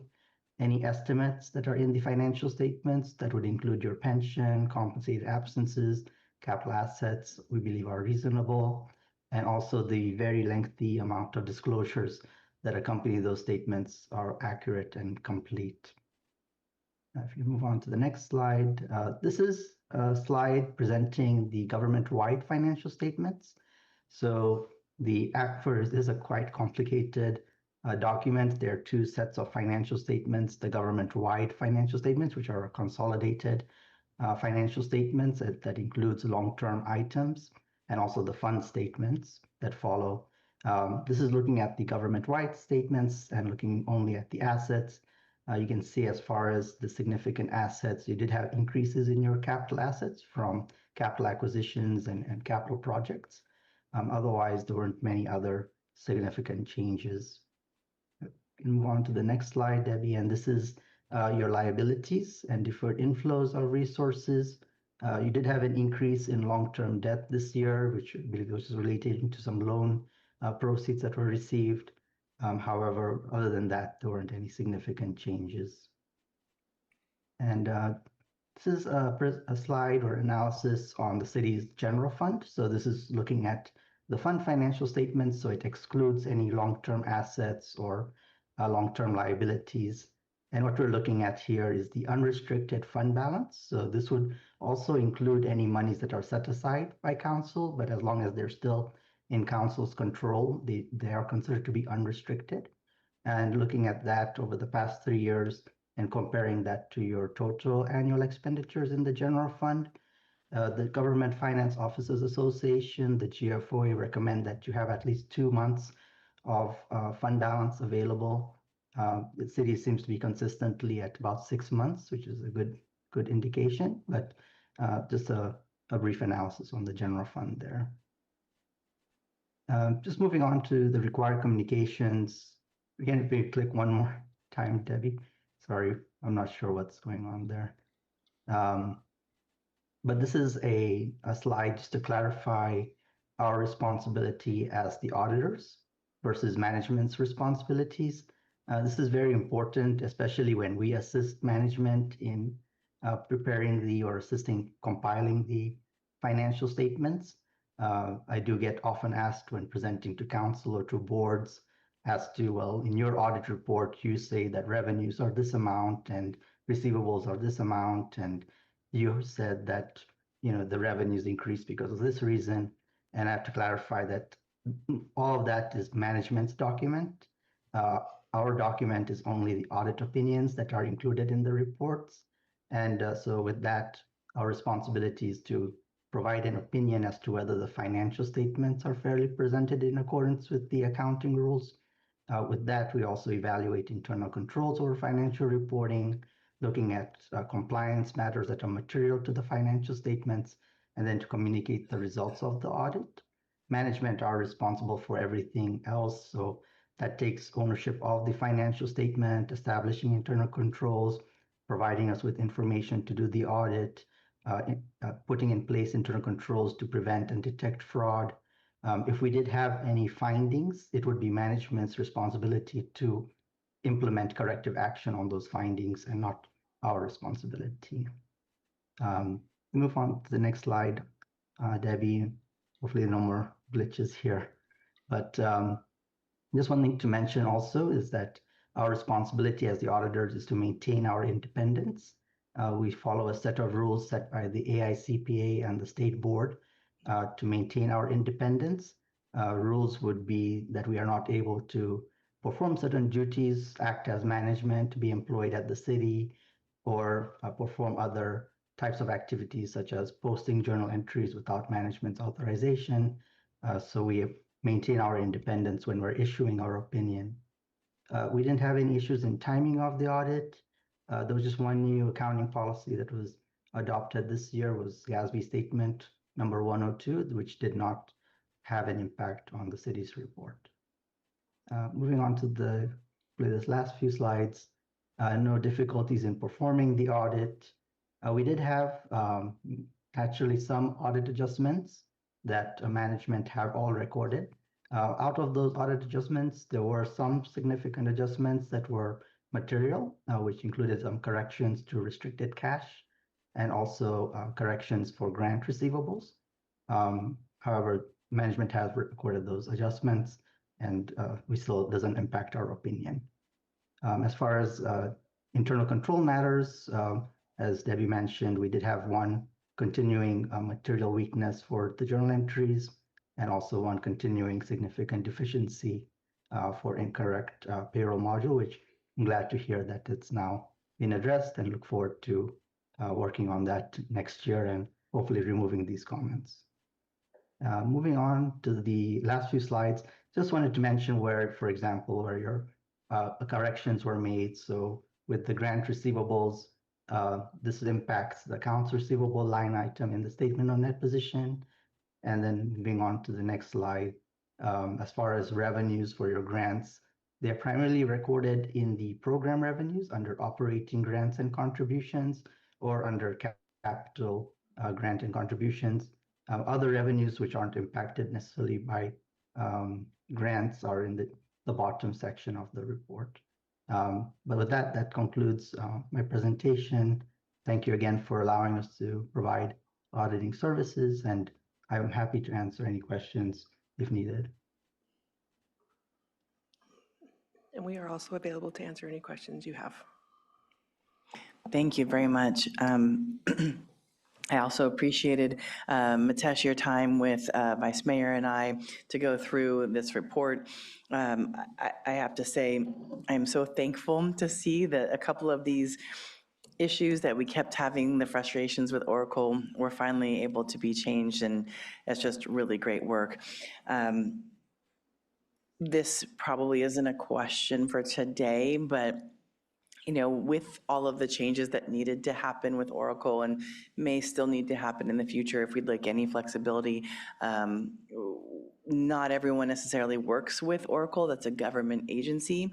And if we were to change systems, I know that would be a great amount of work, so I'm not asking for that kind of guesstimate, but in the hundreds of thousands, what are we looking at if we were to change the system as a whole?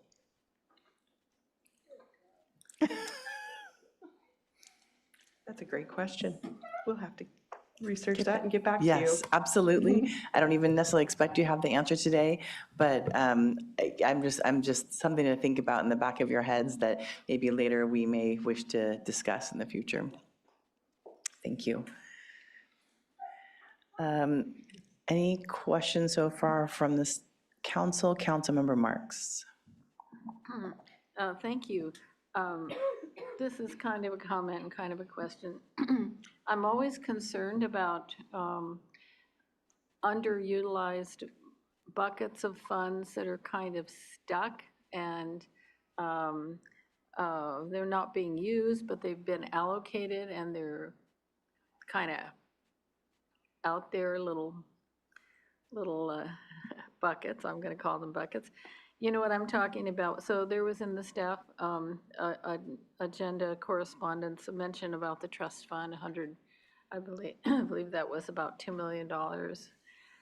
That's sort of stuck, or at least not utilized. And so I'm not really asking about that trust fund right now as much as just a wish that as part of this is also for upcoming budget concerns, that staff identify any other kind of stranded pockets of funding that we might have out there, so that we are utilizing, or being prudent, being balanced, all that stuff, but also so that we are utilizing the funding that we do have for the benefit of the taxpayers and the residents. So, thank you. Do you want to share how that stuck? Because I know we have an answer for that. Yeah, thank you. I appreciate the comment on that. Two things, I think, kind of an initial response with more detailed conversation to come. But the first is that, as you'll recall, in an effort to help us balance the budget for the current financial plan period, staff recommended and your council adopted a process or for the current financial plan period to transfer $1 million of local revenue measure dollars that would have previously and normally gone to the capital side of the equation, and then to put it on the operating side because that's where the need was and that's where we knew the money would get spent. One of the things, in addition to balancing the budget, part of the reason that we did that is we recognize that we have an incredibly ambitious capital plan, and with the turnover that we've seen in engineering and project manager classifications, we were acknowledging the fact that it's unlikely that we were going to be able to accomplish every single little thing in the capital plan. And so instead of letting the $1 million sit in capital and not get spent and lose value, moved it into the operating budget. So that's something that we'll continue to be talking to council about on a go-forward basis, whether or not there's an appetite to continue doing that.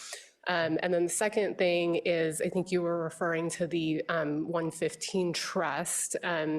We, for a number of years, actually had $4 million reserved for committed or assigned for pension pay down. One was for the additional discretionary payment that we make to CalPERS each year, and one is for the 115 trust, which we established in early 2023, but have not actually funded yet. And so I anticipate that that will be a conversation that we'll be having here in relatively short order in one of our upcoming budget items, because we've started that conversation due to some questions from council members in prior budget updates. And I think that the time is right to talk about whether or not we move forward with funding of the trust. And if the decision is to not utilize the 115 trust, we could certainly have conversation about how to reallocate that $2 million that's currently sitting there, either to, increased additional discretionary payment to PERS or to some other purpose at council's discretion. Thank you. Being that that topic was brought up earlier, I appreciate you expanding on that a little bit. Council Member Shoresman. Thanks. Yeah, thanks for bringing up the 115 trust. I had sort of a clarifying question about that because not all of us were on council when we had that initial discussion about the 115 trust. And so I just want to make sure that I'm remembering correctly and that everybody knows that the same thing that I do, which I think is that the point of a 115 trust when we first brought it up was to set aside $2 million to make our regular payment, our regular CalPERS payment, if I'm not mistaken, if we were ever in a position as a city where we didn't have the money that we needed in order to make that regular payment. Is that correct? Yes, that's correct. The purpose of a 115 trust is for a governing body to hold money for the specific purpose of paying down pension debt. So a lot of other organizations have used it in anticipation of really bad financial times so that there's always some balance of funding available to help make normal payments typically, not the additional discretionary payments. And so that certainly is an option.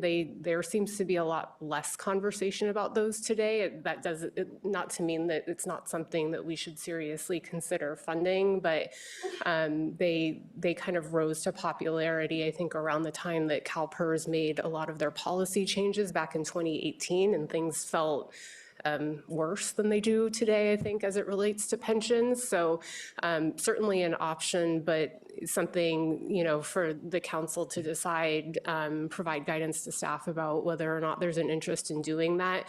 Like we talked about, I think in a recent budget item, the downside of the 115 trust is that you can only spend the money for that purpose. And so if you're, just like there's concerns about being able to make regular pension payments during down financial times, there's also concerns about funding other operations and projects in that same period. And so there's just kind of a cost benefit analysis, I think, that needs to be done to determine whether or not we keep the money assigned or committed for our own purposes, or if we put it in the 115 trust and then are only able to spend it on pension payments. So, we've been really committed and diligent in making our normal payments as we're required to do, but also our additional discretionary payments. So I think that we're on a good path. I know it doesn't feel good, but we're doing what we can reasonably do at this point. Thank you for that, because that was the next question that I was going to ask. Was I believe that once you put it in the 115 trust, it's tied up, whereas we could have another sort of dedicated fund that isn't a 115 that we say we're going to use for pension if we got to the point where we didn't have the funds to do our regular payments, but it wouldn't necessarily have to be a 115. So it gives us a little bit more flexibility. Am I kind of summarizing that correctly? Okay. Absolutely correct.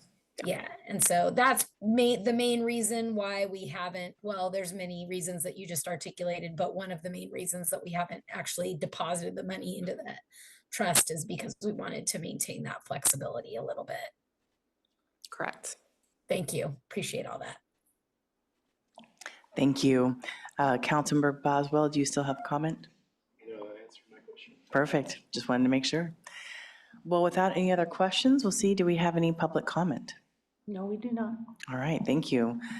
Well, this, may seem, if anyone's watching this today or in the future, it may seem like a very simple, quick and easy item. And I just want to make sure that we identify or just acknowledge how much work goes into this, keeping our budget this detailed and clear, and having this clean report. It really says a lot about the amount of work that all of you do in the finance department, along with, for that matter, knowing that you have to get information from all of your colleagues throughout the staff is a lot of organization. So thank you for that. And Mitesh, thank you for going through all of the detail with yourself and your colleagues. Greatly appreciate it. And Vice Mayor. Thank you very much. No questions at this time. Really appreciate all the time that we got one-on-one to go over this item. But I did want to mention that the auditors had said to us that the audit finished far more quickly than normal due to the organization and responsiveness of city staff. And so I just wanted to give a shout out and a thank you to you guys for your incredible effort on this item this year. So, and every year. Thank you. Thank you. Well, this is a receive and file. Do we need to actually do a motion on this? No, right? No, okay, great. Well, thank you so much. Councilmember Shoresman, do you still have, okay, there you go. I'll just echo Vice Mayor Francis's thanks to the team, and also wanted to thank you all for your answers in agenda correspondence to some of my questions. They were very clear, and I think you are progressively getting, you and our auditors together are progressively getting obviously quicker, as the Vice Mayor said, but also just kind of figuring this out a little bit better, and it seems to be going much more smoothly, and we're working through the outstanding issues that we had. So thanks. I know it's a lot of work and maybe an unsung hero kind of task. So thank you. Well said. Well, thank you very much. We will let you get on with your evening, and we'll move on to the next topic. Thank you, Mitesh. All right, so our next public hearing item is the introducing an ordinance to establish a citywide single vote for council elections this year, this November in 2026, and subsequent elections. With that conversation, I think City Attorney Dietrich will start the conversation. Thank you, Madam Mayor. I'm actually quite excited to be back to you with this next step down our long and winding voting rights road, which actually began back in 2019 with Chapter 1. We are now in Chapter 2 and well down that path, sometimes rocky, but making progress, I think. I want to start by just letting you know and extending our thanks to our partners from the County Clerk Recorder's Office, Elena Cano, our County Clerk Recorder and elections official who administers typically city elections and has worked with us to ensure that she would be able to support continuing to do so with our transition. And Mayor, I know you'll be glad to see with her Public Information Officer, Erin Clausen. Because I know that that is a very high priority for us all and a shared commitment that we all have to make sure that we are educating as many people as we can and getting out and making sure people know what's happening as we proceed with this. And then I also see in the audience are your former colleague, my former boss and current representative of the Latino Outreach Council, Andy Pease, and that group was kind enough to host us in sort of our kickoff and the public education and outreach efforts just a few weeks ago with a presentation, candidate education forum, which this featured as a prominent piece of. So we're on our way, and with that, a lot of my presentation will be a little bit of a refresher and an opportunity for folks who haven't been engaged to this point to just sort of get a sense of where we are in the landscape and where we're headed from here. And with that, this chapter, as I said, is Chapter 2. The first one we had a California Voting Rights Act demand letter served in 2019, and we were able to resolve that. And that process didn't result in any necessary changes to our election system. In February 2023, the Southwest Voter Registration Education Project, which I will hereinafter refer to as SVREP, served a demand letter on the city under the California Voting Rights Act, also affectionately known as CIVRA. And the assertion in that letter was that the city's current at-large method of electing city council members violates CIVRA by diluting the ability of particularly Latina voters to elect their preferred candidates. And the demand in that letter was that the city transition to district elections to address that alleged violation. Under the elections code, that is the only safe harbor, is transition to district elections that is recognized. And so many cities across the state have reluctantly transitioned to district elections, even where they didn't maybe feel it was the right fit to accomplish their objectives, because it was viewed as sort of the only alternative. After conducting demographic analysis, which we dived into very quickly after the 2019 letter was served, and then have updated fairly consistently throughout with the assistance of our outside legal counsel, Marguerite Leone, and demographers engaged by her firm to assist us, the city reached the conclusion that we disputed that our current system violated CIVRA. Nonetheless, the litigation process is difficult. The burdens of proof are difficult to rebut. And the only alternative to implementing district elections under the current structure would have been to reject the CIVRA demand and accept litigation risk, which probably would have been forthcoming based on our conversations with Mr. Schenkman, who's the legal counsel for SVREP.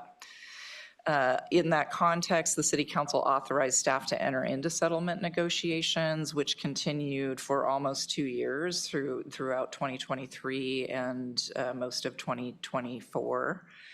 And the city's objective in those negotiations was to reach a mutually beneficial settlement. I commend the council on its open-minded approach to the negotiation and the engagement and the flexibility and the willingness to consider creative alternatives, which is what allowed us to arrive here and really have some agency and stake in the decisions that our community was going to make about our electoral process moving forward, which, as I noted, a lot of other communities didn't have the benefit of because there just wasn't that space.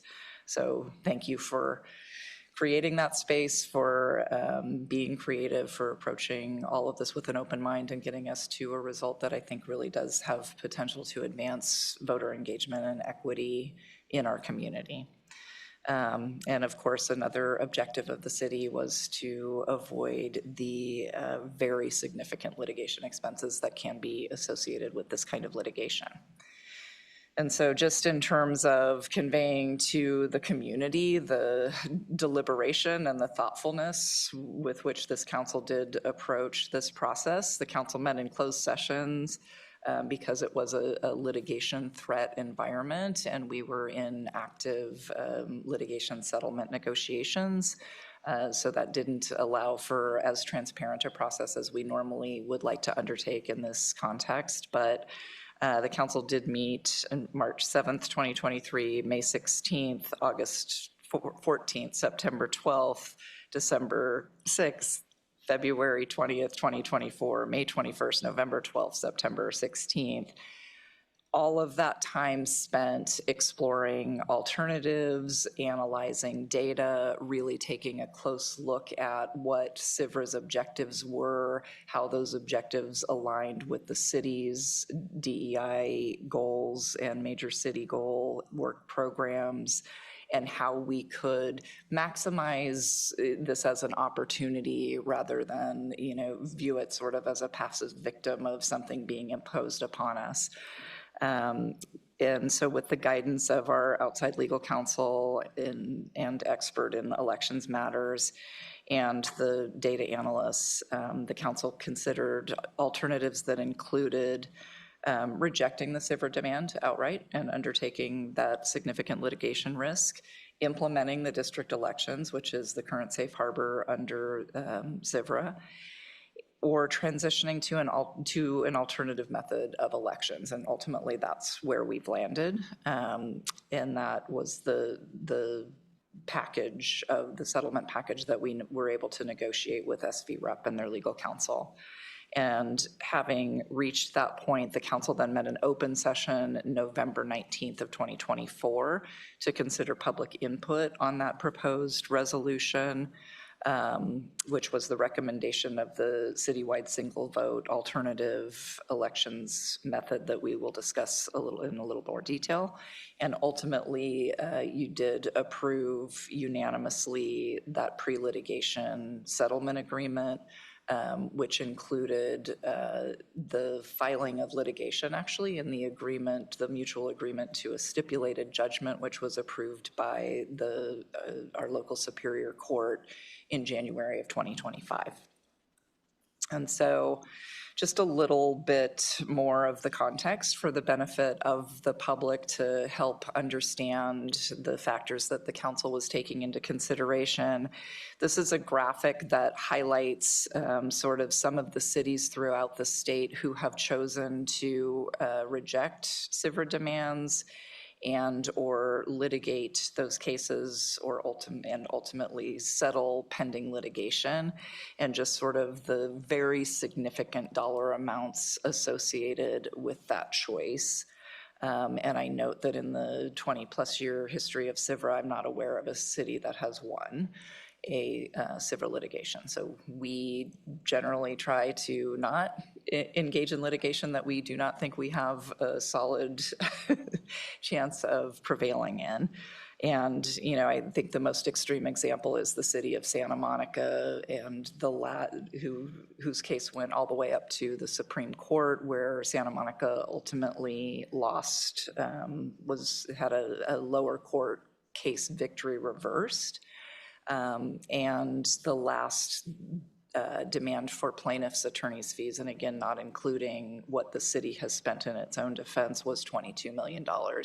The litigation continues. It was remanded back to the lower court, and it is still ongoing today, and so those legal fees are still accruing today. So that, I just, for the benefit of the public, wanted to convey as the pretty stacked context in which you're working in this type of environment.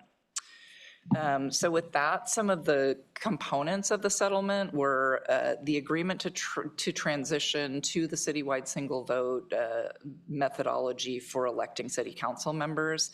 And that is essentially the transition from the current vote for two to elect two council members every election cycle, every 2-year election cycle, to a single vote for one to elect two system. And again, that will be called citywide single vote, and that will begin with the November 2026 election and will be implemented in all subsequent elections unless there is a conclusion, as we'll talk about through the process agreed to, that system is not accomplishing the goals, or at some point the council and or the community decide that you wish to transition to district elections. And then all of the other components, the city will be relieved of the obligations of all of the other components. The settlement also provides a process by which the council will consider a transition to district elections, ultimately leaving it in the council's hands if that subsequent data analyses, which we've agreed to perform following the 2026 and 28 elections, shows that the purpose and objectives of CIVRA are not being achieved or would be more effectively achieved under the hypothetical district election model. But it gives us an opportunity to try something creative that we think is a better fit for the conditions on the ground in our community, and give that an opportunity to work and give us some further data to evaluate, and so that the council's in a position to make fully informed decisions going forward. It also provides for a dispute resolution process if the parties can't agree what that data shows. And so there's always that possibility. That's sort of where we were at the initiation of this process. It's kind of still where we are as it relates to how we interpret the data. So we felt it important to incorporate that process into the settlement agreement. And there's a limitation of costs and plaintiff's attorney's fees to be borne by the city related to the agreed upon dispute resolution process. So it gives us some ability to size what our exposure might be in the event that we want to pursue that dispute resolution process. The agreement does provide that in the event we reach a point where SV Rep, we can't reach agreement through that dispute resolution process, and SV Rep contends that we are compelled to move to district elections, and we disagree, that they don't have to serve a subsequent demand letter on the city prior to filing litigation to compel a transition to district elections. The city committed to voter education and outreach efforts and programs to enhance diverse candidate and voter education. As I said, the first of those particular efforts was the presentation with the Latino Outreach Council. And developing candidates and participation and engagement in local elections. So you will actually have a standalone separate presentation, because I know the council is incredibly interested in what the plan is for that outreach and engaging as many people as we can. So that will be an item on your next agenda on January 20th. And again, nothing about the settlement agreement precludes the council at any time from making a decision to implement district elections. So, should our demographics change, should circumstances change, should the council change in a manner that causes the city to want to take a different direction, we're free to do so at any time. We did pay attorney's fees of $75,000 to SV Rep, and I will say, obviously, in the context of the attorney's fees you were looking at in the prior slide, as well as the amount of engagement and actual work performed in getting to this settlement, and the rates paid to attorneys with this type of expertise, that is a very reasonable sum. And then the agreement we agreed to limited payments to SV Rep in the event that we are relying on them to assist us with sort of consulting services in the subsequent implementation or education and outreach efforts. But that is not to exceed $10,000 per election cycle going forward. And so one of the considerations that we needed to keep in play in all of the variables that you all were considering, you will recall, is the city's charter. And the city's charter is interesting in this context in that it actually requires council members to be elected at large by all of the voters of the city. And so the ordinance being recommended to you tonight is consistent with the city's charter requirement that council members be elected at large. The Charter Section 301 provides that our elections will be held in accordance with the provisions of the Elections Code of the State of California unless otherwise provided by an enacted ordinance. So this ordinance otherwise provides, because there are some inconsistencies otherwise. The Elections Code doesn't contemplate the ballot language, for instance, for this type of election. And so that is one of the things that we're accomplishing through the adoption of the ordinance. And then our charter, and the authority for that is our charter and the California Constitution, which also expressly authorizes the city council to adopt ordinances providing for the conduct of local municipal elections. So this is a very traditional local control area where we have, as a charter city, very broad authority.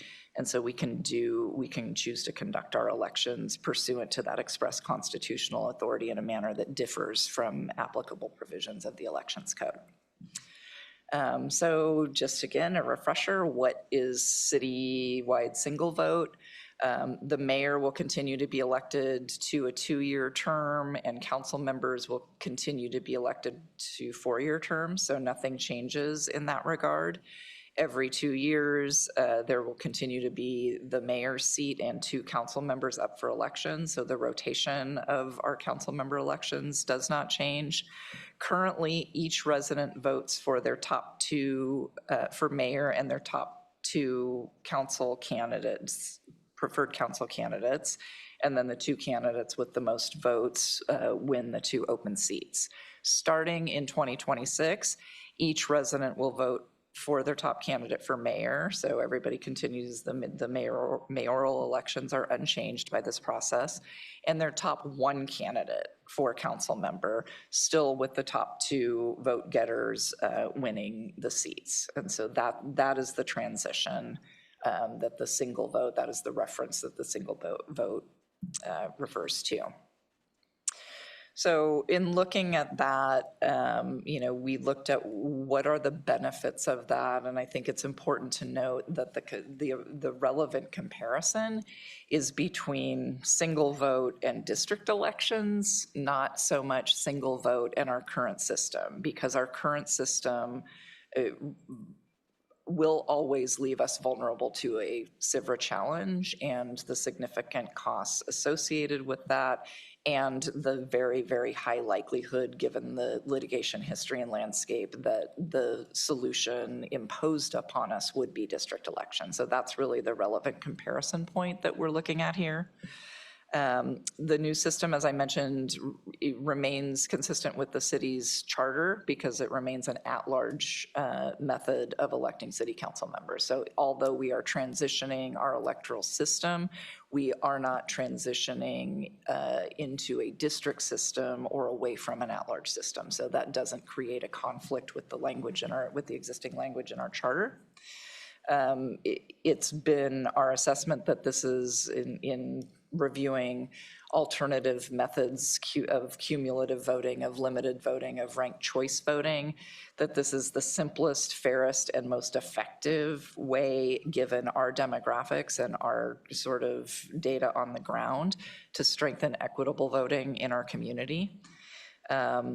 It allows non-majority groups of voters who vote cohesively, and that's a really important point, to have an opportunity to elect a preferred candidate by concentrating their voting power behind a chosen candidate. which mitigates against the risk of illegal vote dilution, which is the concern of SIVRA. Importantly, every voter has a say in every council election, and I'll talk a little bit more about that.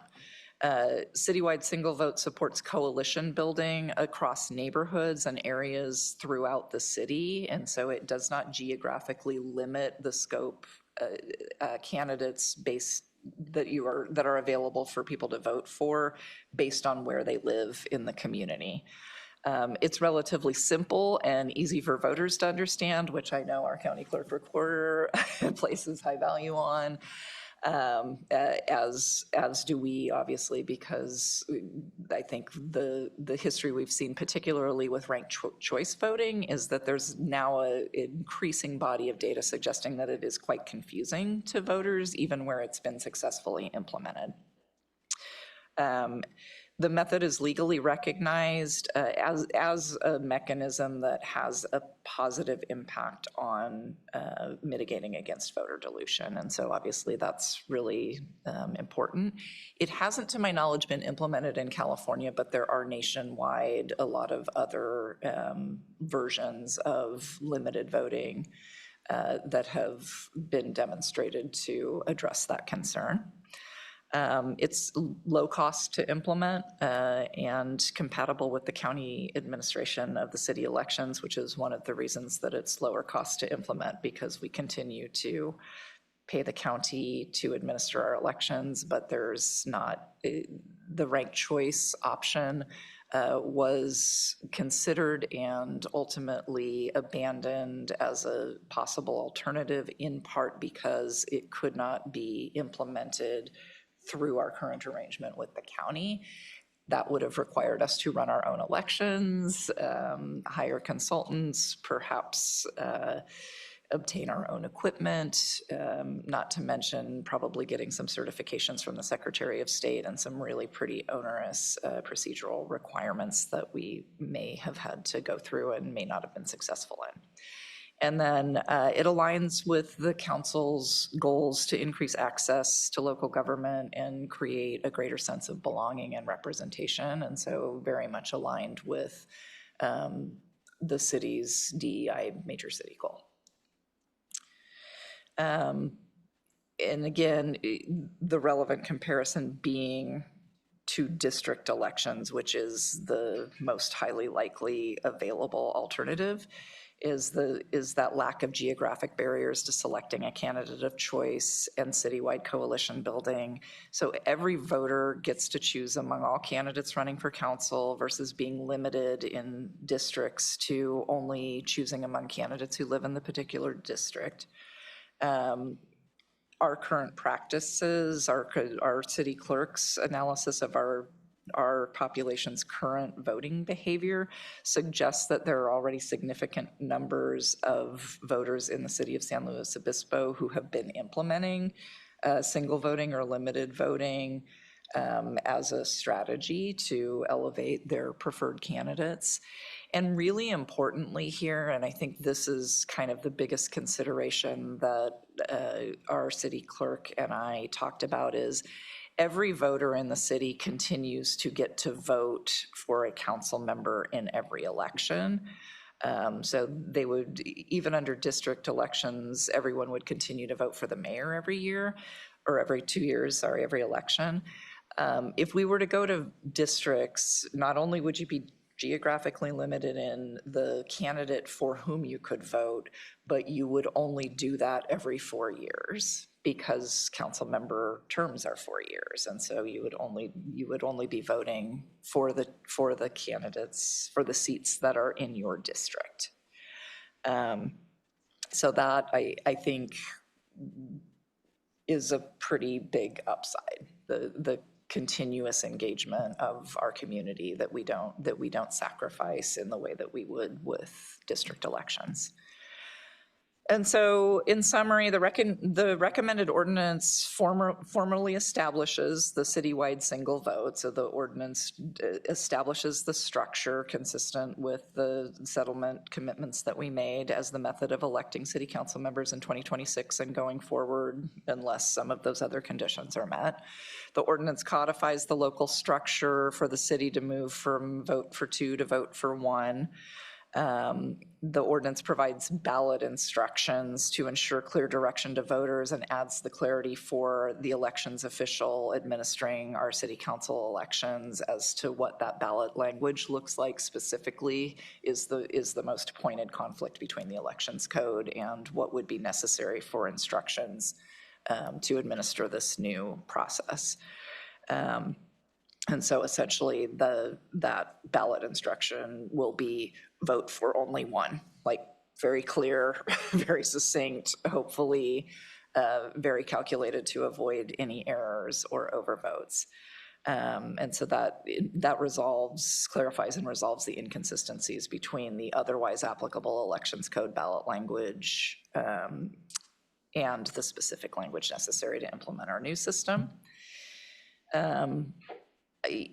Primarily we are recommending this ordinance be adopted because that is what we committed to do, was to implement this new system. And so that it fulfills the obligations of our settlement agreement and the stipulated judgment. So both a settlement agreement and a court order, which directs that we will affect this transition. And so that ensures our contractual and legal compliance.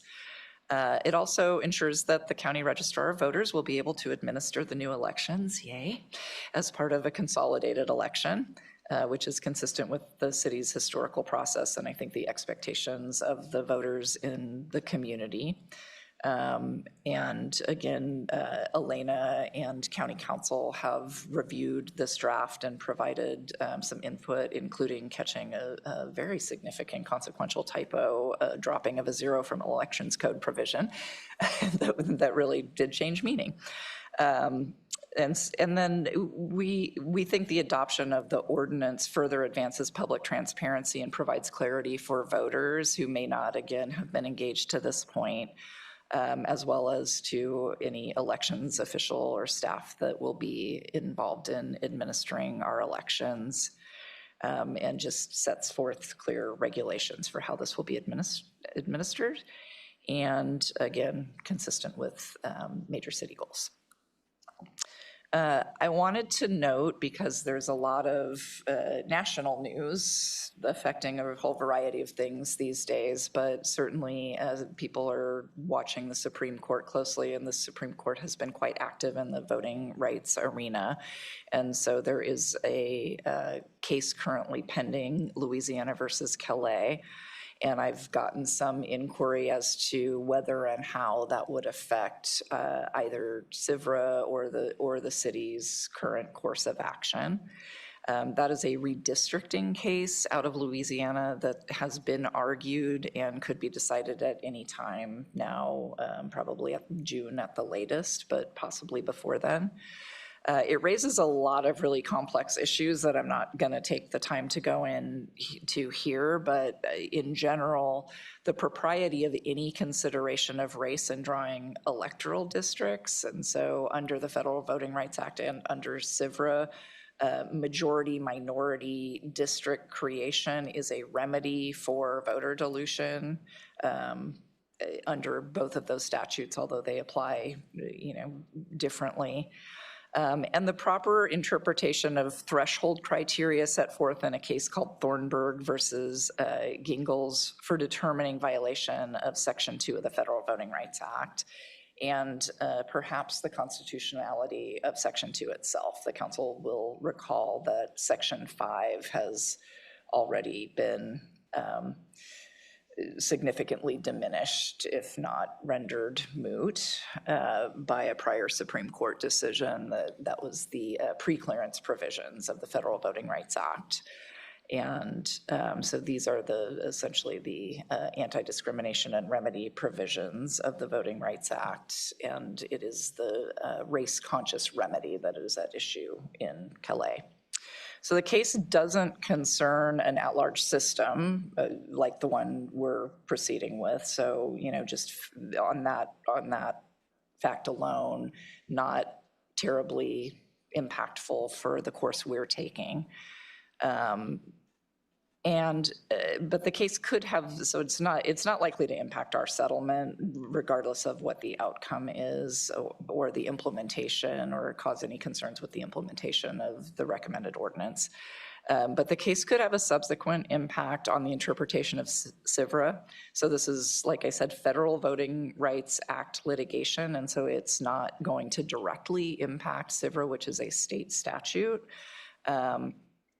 But they're depending on the outcome of the decision and whether or not the constitutionality of the provision of the race-based remedy provisions are determined to be unconstitutional on the whole. I would suspect that there will be subsequent rounds of litigation addressing similarities in SIVRA and challenging the constitutionality there.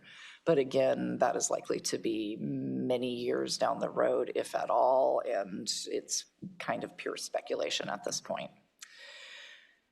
So the next steps really are all about education and outreach after assuming that the council proceeds with the adoption of this ordinance. And city staff have been working to develop a robust public outreach, education, and engagement plan. Again, that will be presented to the council in full on January 20th, and you'll have an opportunity to give our public information staff and all of us who will be engaged in this effort direction as to what we're missing, what additional components you'd like to see, and how we can best go about really reaching people and making sure that we're doing our best to ensure people have the resources to understand how to proceed. Again, we've already had the kickoff forum, and as the 2026 election approaches, voter education efforts will significantly expand through a 3-phased multimedia bilingual strategy, and all of us will be ambassadors to that effort. And so we also want to make sure that we are all as educated as possible and able to answer any questions that you all are hearing. This is a really great opportunity for us to hear from you about what you're hearing out there and what we can do to ensure that people are able to access the information that they need.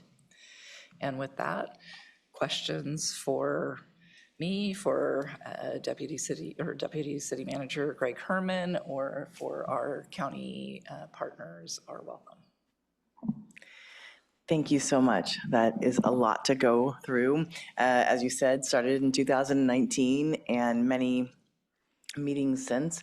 And as you can see with the room, it feels a little anticlimactic, but it's huge. And I know that the next steps will be vital in really engaging our whole entire community. And I think that when I think about the questions people have asked me, this is not a new law, but I think there's new attention to the law as far as all the claims that started coming through from my colleagues. I know, I'm sure you all experienced the same thing. Talking to other city electeds, they were saying this is coming, school board, this is coming, county, this is coming, and county already was in district, so really a little bit different. But it's just the point was this was a new form of let's all change, and there's all different reasons behind it in different communities, so I won't go into that. But I really appreciate the dedication of figuring out how do we provide the best as possible access to voting. And in the past, this was not a possibility. I mean, it was based on race, and all throughout all of the nation, people couldn't vote and were voted and were kept out of being able to vote just because of the color of their skin. And so I think, you know, remembering that this is a lot of history that's brought into this. But boiling it down to the basics, what happens if a member of the community votes, they vote for two people, when even no matter how much education we provide and what is said on the ballot with instructions, in the end, that gets thrown out, right? That would be considered an overvote, and as I understand it, that would be an invalid ballot, and I will look to my colleagues who know better than I. I'm seeing shaking I'm heads of seeing head yes. nodding, so yes. Thank you. And so I think that's where there's so much appreciation for the ambassadors to make sure that we are giving out as much information as possible. And I truly believe that if anyone is interested in this conversation, that they come and get the information, ask us to come to you, whatever it may be. So then the other part is when we talk about districts, based on the demographics of our community, we don't have an X race, I'm just putting X as like the blank spot, X race neighborhood in our community, which is where this came from as a concern from our council, which was how are we going to provide the kind of district that is being requested? So with that, can you share a little bit about how that was part of the demand or the claim?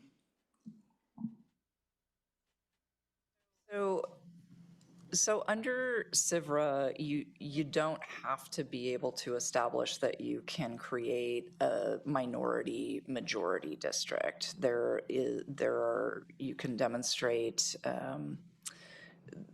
an alternative that addresses alleged vote dilution also through the creation of a minority influence district, and that's really what we would be talking about here. So in order for a cohesively voting minority group to ensure election of their preferred candidate, they would need to hit about a 30% threshold in a district. I think the proposed district that Mr. Schenkman put forth that is incorporated in our settlement agreement is right about the 20% mark, and in general, our population at last census was about 14%, although clearly growing. That's our Latinx population. So yes, we don't have, I think, congratulations largely as a result of the success of our housing policies and general plan and just community cohesion and integration. We don't have discrete racial groups concentrated in particular areas of our city, and so it doesn't necessarily lend itself to districting easily and just neatly in that way as it does in sometimes bigger cities where you have really defined neighborhoods and where you have really cohesive group voting patterns. So that's another thing that our data analysis didn't suggest happens as obviously in our community. Again, there are demographers on both sides of this issue, and I haven't ever seen a contested case where you cannot find an expert who will agree with your position. What we tried to approach this, again, with a very open mind and asking questions rather than asking someone to validate a predisposed conclusion. And that data analysis was inconclusive at best, largely because of a small sample size. So it's very difficult to determine who the Latinx preferred candidate is, and to demonstrate polarization based on race. In other words, polarization between how white voters vote in a block versus how Latinx voters vote in a block, and whether or not there's that cohesion. So the data is, to use a legal term, messy and inconclusive. Messy and inconclusive. Thank you so much. And to be clear, it is SVREP's position that their data analysis establishes that there is both polarization and dilution happening in our at-large system. So that would be their position in the event that we went forward to litigation. Yes, absolutely. Thank you. All right, I've got Vice Mayor Francis, Councilmember Marks, and then Councilmember Shoresman. Vice Mayor. Yeah, thank you, City Attorney. I wanted to follow up on the mayor's question about overvote and ask if there would be, in the event of an overvote, if there would be an opportunity for ballot curing or if the overvote stands as is.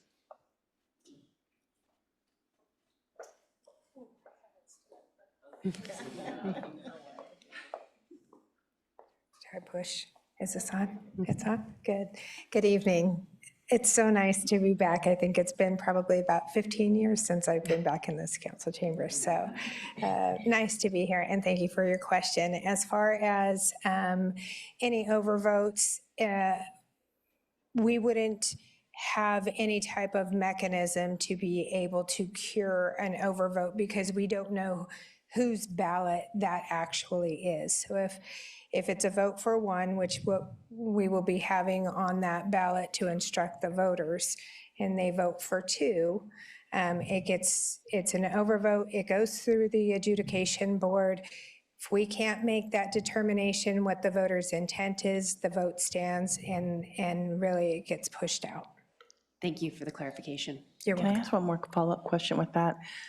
If the voter realizes, like, they turned in their absentee vote early and then went, oh my goodness, I didn't realize this had changed, can they come in and make a correction? Unfortunately, no. Okay. Once they have returned their ballot, it's considered in the ballot box. And at that point, again, we can't pull it out. We don't know which one is theirs out of 182,000 ballots.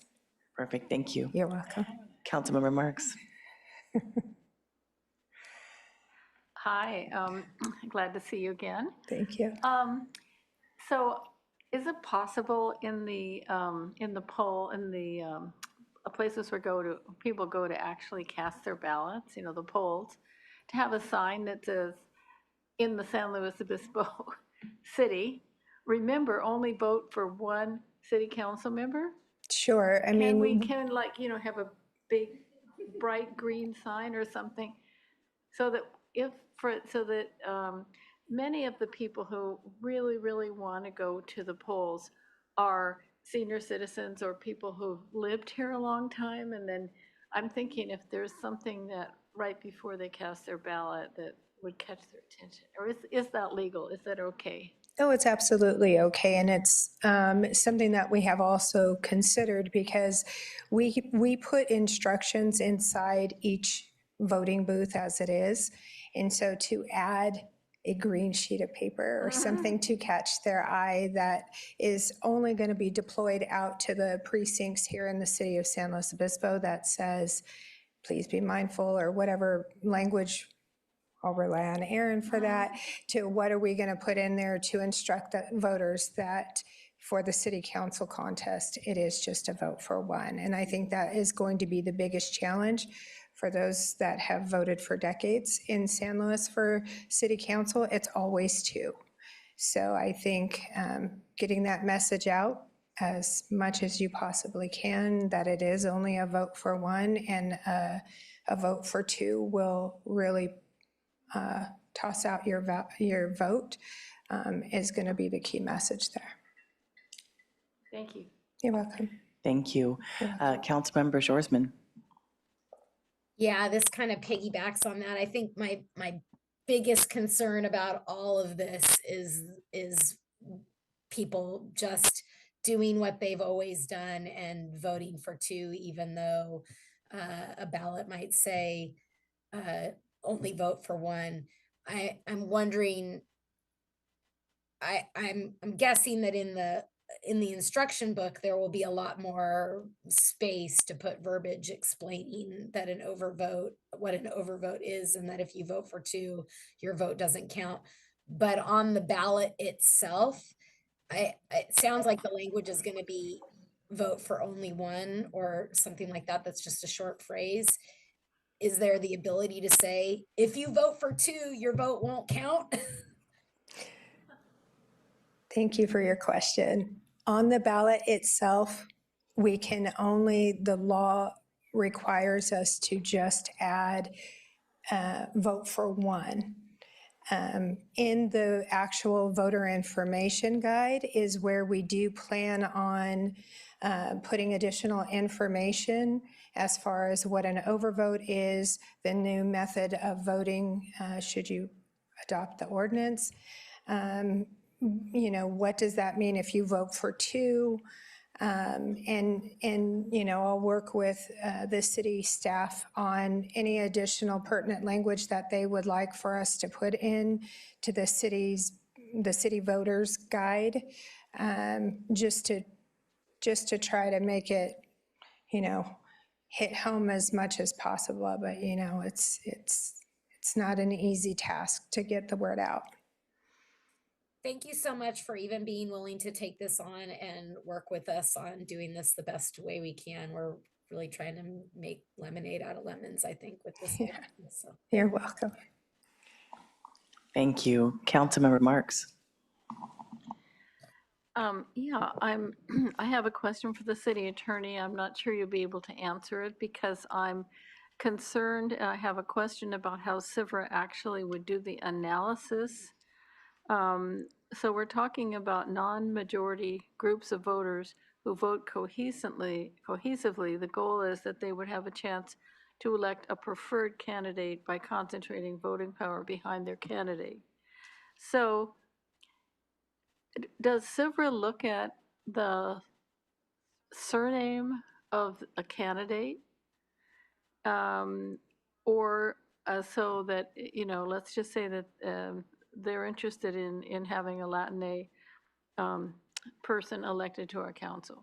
So do they just look at the surname? Like we had Aaron Gomez, we had Dave Romero, those are both Latinx surnames. Or do they look at the ethnic identity or the race of the voters themselves? And my concern about that is that many people who identify as Latinx don't have Hispanic sounding or Spanish sounding last names, because that depends on the male, the way our society is structured. It's usually the male who will carry the surname, whereas it's possible that the female in a marriage situation is actually the one who's got the Latinx background, and that's how the child who's then a voter is going to identify. So how do they know?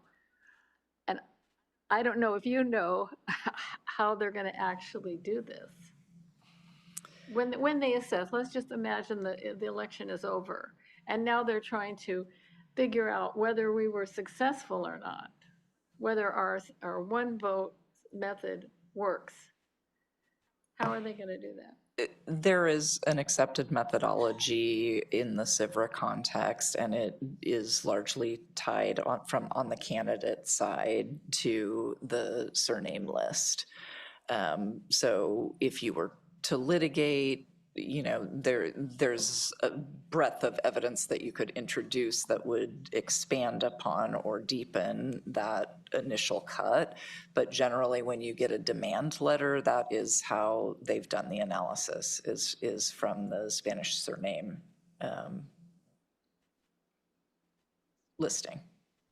So I have a follow-up And then question. in terms of voter cohesion analysis, I may phone a friend here for some help, but this is largely why we have to engage experts in this field, because it is a very specialized methodology that is accepted by the courts in this context. But I'll turn to Elena or Teresa, if you have some specialized knowledge in that regard, please feel free to weigh in. So just listening to this and not really diving into what we could do, but there are voter data reports that we would be able to run that just gives the history of the voters in San Luis Obispo City. and those that have voted and those that have not. So if all they're looking at are their last names, they're not going to get any information in regards to a race, but they would be able to see the voter's name and whether or not they participated in that particular election. And that would be a voter data file that we would then provide to the city or to whoever to be able to analyze who actually voted. How they voted, that you won't never know. But if they voted, yes, we have the ability to show who has voted in what election, just not how. Okay, so there's no way that you would be able to identify who a preferred candidate may be. I mean, it's possible. I would not, no. No, I mean your office, not. No, no, that's Yeah. that's the whole purpose of a secret ballot. I mean, theoretically, it'd be possible for a Latinx block of voters to prefer a candidate who is not also Latinx, but is their preferred candidate. It's possible. So how are they supposed to know that? I mean, it seems so. That is above my knowledge threshold Okay, as to this, how this methodology is applied. I could get you some further information from our outside legal counsel or probably per demographer. Right, well, we don't need to do that right now, but it's just, it just concerns me that we may be held to a standard that's actually vague and somewhat arbitrary and capricious, as they say, so. I think that concern is precisely what makes it so hard for cities to prevail in this context and why there have been, again, zero that I'm aware of prevailing cities in SIBRA challenges. Thank you. Thank you for the great questions, and similar to the questions we've been having for a couple of years of how do we make the best access and the best decision in this process. And there were comments from the other, sorry, I'm trying to think of the best way to say this, the other attorney, as to how that works, but they didn't really give us great detail, and so we weren't able to make those decisions even in closed sessions, other than to realize that there is a process that is accepted that we don't get to know, and that is very frustrating. And I think that is a really good point to make sure that everyone knows is the preferred candidate does not have to be the same minority race as the main minority that is in the community. So in our community, it's Latinx, but doesn't mean that a Latinx candidate has to be the preferred candidate. Right. So it's just, keeping that in mind is that's not necessarily, even though people are a little bit concerned around race and how is this working, it's not actually creating an A equals A or a B equals B. It could be A equals D. So it's kind of interesting. City Attorney. Yeah, I was just going to note, Mayor, that to the extent that you trust the data in our particular community, which, as I said, because of sample size and,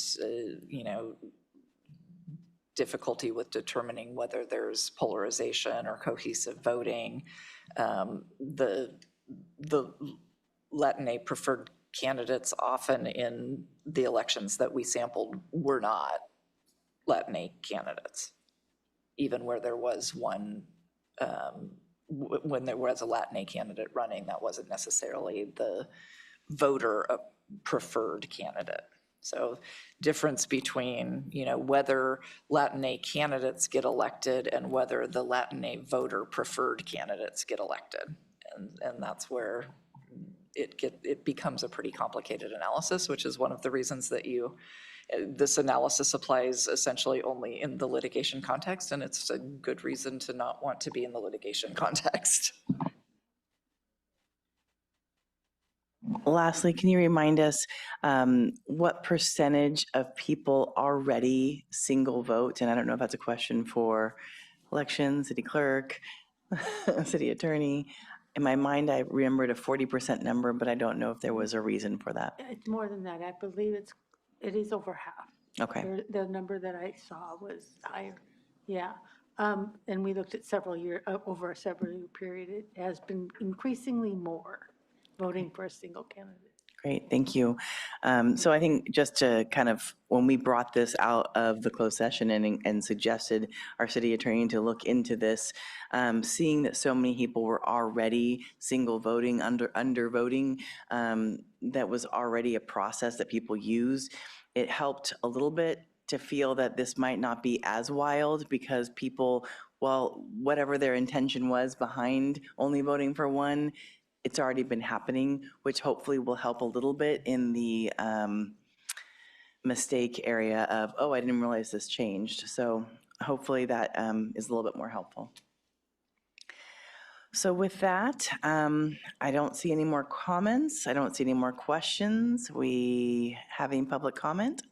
Yes, we do. We have two. Andy Pease and then Garrett Olson.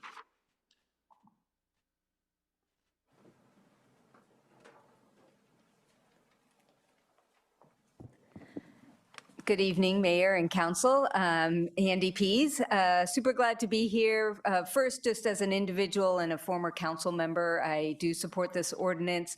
It's a practical solution to a really difficult situation. And I do just want to give some specific gratitude for our city attorney for her expert guidance along a very long and difficult process to what I think is as successful an outcome as we could have. I'm also on the board of the Latino Outreach Council, and on behalf of the council, I would like to thank the city for the ongoing partnership that we've had, and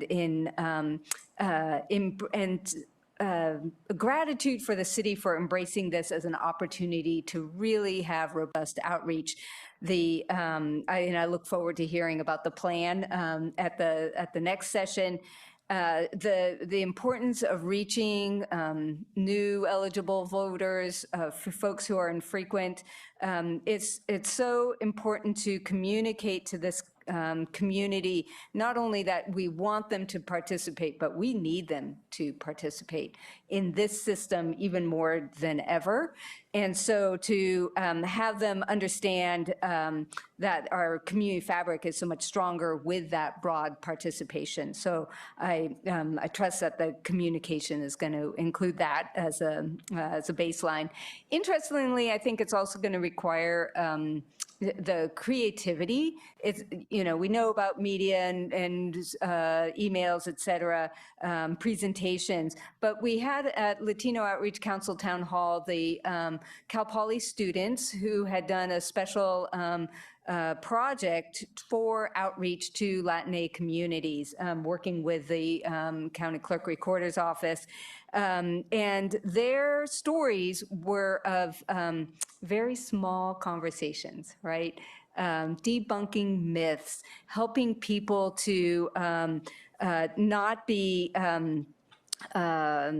scared and intimidated by this process. So overcoming kind of old narratives. So there's going to be a lot of one-on-one and small meetings, and that's going to require resources. So I'm glad that that funding has been committed as well.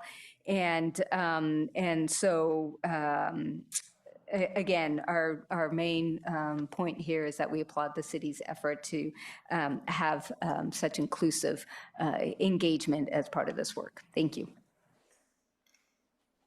Thank you. Good evening, Mayor and Council and staff. Garrett Olson, City of San Luis Obispo, representing the SLO Chamber of Commerce.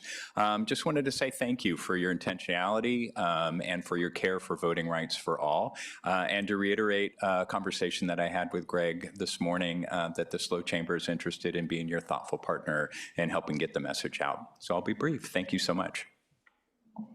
Thank you. And I just want to give a huge thanks to the Latino Outreach Council and everyone who was involved in our small groups from the Latinx communities and helping us kind of understand, is this even a good idea? What should we do? And I very much appreciate from the SLO Chamber as well as other thought partners who have said we're willing to collaborate and be here. So that's really helpful. Vice Mayor. Yeah, would this be an appropriate time to begin deliberations? Yes, please. Fantastic, thank you so much. Just want to start by saying thank you so much to the county clerk for being here today, and particularly excited to see Erin out in the audience, who's been doing an amazing job on the SLO Reddit, and you did a great Ask Me Anything the other day, Clerk Kano, and so thank you both for the outreach you're already doing. Looking forward to working with you on much, much more coming up. Just to back up here, we had the list at the very beginning. We had 9 long meetings over a couple of years, really hashing through this and coming to this innovative settlement. And, I think we really took this incredibly seriously when we received the letter that, said we need to do better to be more representative of our community. And so we spent those 9 meetings, not coming up with a defense, but doing an incredibly deep dive into demographic data, academic research, election results. And, ultimately, our council just didn't see that moving to districts would make us a more representative council. So that brought us to this solution, which I'm really, really proud of. This is a huge change. And I know there's a lot of concern from folks that having a big change, particularly in this moment, I think we have to acknowledge that there's a lot of fear around elections. There's a lot of misinformation, and any change in this time feels really scary, particularly in a community that's used to voting in one particular way. As you heard up here, I think all of us have some concerns about making sure that every vote gets counted, every ballot gets counted. And I know that we're probably gonna run into some challenges with that. And that's something we've got to work really hard to prevent. But what I'm really hopeful for is that this has the effect of bringing us a little closer to our goal of being a more representative community and having our election process, work towards that. And, we heard from Councilmember Pease, former Councilmember Pease back there, an applause for our city attorney. I really hope the community understands we are the only city doing this particular solution. And it took such hard work from our city attorney and incredible smarts, and really just so proud to have you on our team. And grateful that we were able to come up with this innovative solution. So thank you. Thank you. Councilmember Boswell. Yeah, thank you. I'll be supporting the ordinance tonight. I do also want to thank staff and the various organizations that have been assisting with this and will assist with this, because we've got 9 months, 10 months of work to do on this. Also want to mention, for me, this is really the culmination of the settlement agreement. I know there's been some correspondence recommending different courses of action. But, the settlement agreement not only is legally binding, but we negotiated that in good faith and presented this, different alternative. And we're successful in negotiating that. And, I believe when you negotiate something in good faith, you need to carry through with it. So this is us carrying through with the culmination of that settlement agreement. I'm also, I'm very confident that this community can implement this new way of voting, and that we can get everybody up to speed. As we said, we already have some evidence that a lot of members in the community, whether by choice or by accident, are already voting essentially as single voters. And so, I'm sort of hopeful that this fall, after we conclude the election, we feel that we've got a better system in some ways, one that is fair, effective, and that everybody can participate in a well-informed way. So, the proof will be in the pudding this fall. And of course, I'm sure we'll evaluate after to see how things went. And perhaps we'll learn a few things, but I'm encouraged with this direction and look forward to implementing it. Thank you. Councilmember Shorsman. Yeah, thank you, Vice Mayor Francis and Councilmember Boswell. You both made some of the points that I was going to make and made them very succinctly and well. And I guess I'll just focus on the one issue that I think we're, most all interested in is how we're going to do this. We've gotten to where we are through a lot of work and determination, and our city attorney and our consultants that have helped us get to this point. This was really a true negotiation in a situation in other jurisdictions where there hasn't been much negotiating. There's been a lot of cities that have just gone to districts to because they had to. They didn't have the ability to kind of push back for a more well-rounded, more thoughtful solution. And the team that we had working on this really helped us do that. And so I'm appreciative for the work that's gone into it so far. But really, we're at the beginning of this. Councilmember Boswell, you just said we have 10 months. Well, we have 10 months before the first election where this goes into place. But we're going to have work even beyond that, because this is going to continue to be a long process to teach people who have been used to doing, some of our residents have been used to doing this, voting the same way for a very long time.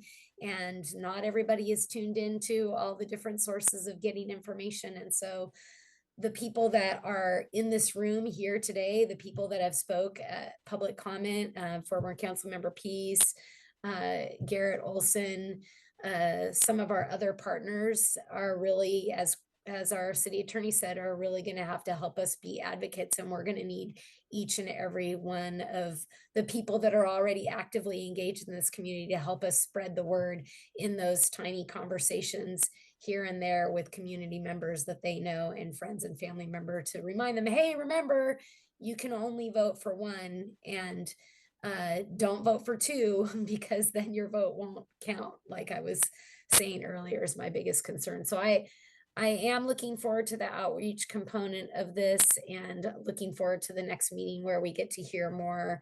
And I know I've had plenty of brainstorming conversations already with staff about groups that we should talk to and that we should partner with. And I hope they will all be willing to help us take up the call on this. So I will be supporting this as well. Recognizing that I know I've already had lots of conversations, and I'm sure you all have too, with community members who are not happy about this, but I think it's the best solution that we could have come up with under the circumstances. So thank you, everybody. Thank you. Councilmember Marks. Thank you. Well, I'm just going to echo gratitude to our city attorney and also our city manager, the whole team, and thank you, Elena Cano, for being here tonight. And I know you had a long day already, and now you're sitting here. But I think an important message we need to get out is that there's no turning back the clock. And I've had a number of people saying to me, well, gosh, we've always done it this way with two, voting for two. Why can't we just keep doing it? And then, I had to restrain myself to say, do you want to sit there for an hour and hear me tell you why? Or, but basically there's no turning back the clock. I agree with what Councilmember Boswell said, that we have entered into the settlement agreement in good faith.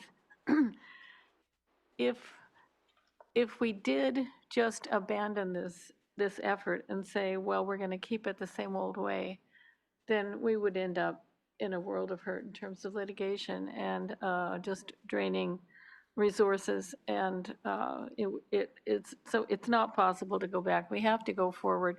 I think this is a creative, innovative approach to a very difficult question. And so I will be supporting the ordinance and the staff recommendation. And one little thought that I just had is that perhaps we can make some lawn signs. You know how people put signs out for the different candidate? We could maybe do some lawn signs that just say, just vote for one candidate or something like that. And I'll put one on my lawn. I mean, I won't be, I would put that lawn sign out rather than a sign advocating for one candidate or another, you know? So we'll have to think about kind of out of the box ways of approaching stuff. So thank you. Thanks again for all the hard work. Thank you. And yeah, again, I look forward to our next conversations around what the outreach will be. And I know we'll be talking about that here. And I know we'll be talking about it in every committee and nonprofit organization we can think of, every service club, and just know that we are here to help as well as far as council, whatever we can do, because like everyone said so far, this is where we're at. And so let's do it well. And let's make sure we help everyone have access to vote, because that's what we're really talking about. So with that, I will move the staff recommendation. Is there a second? Councilmember Shoresman. I'll second it. Thank you. City Attorney, 1 second. Go ahead. Madam Mayor, I just want to make sure that everyone did receive the agenda correspondence, which has had a couple of minor wording changes, typographical errors, and that the motion includes those modifications. And also highlight that we will be introducing and doing a subsequent adoption of this ordinance rather than doing it in a single step. Which sometimes is the case with elections ordinances, because this has a mixture of sort of policy and procedure, ministerial and discretionary components. To be on the safe side, we're doing the traditional introduction and adoption.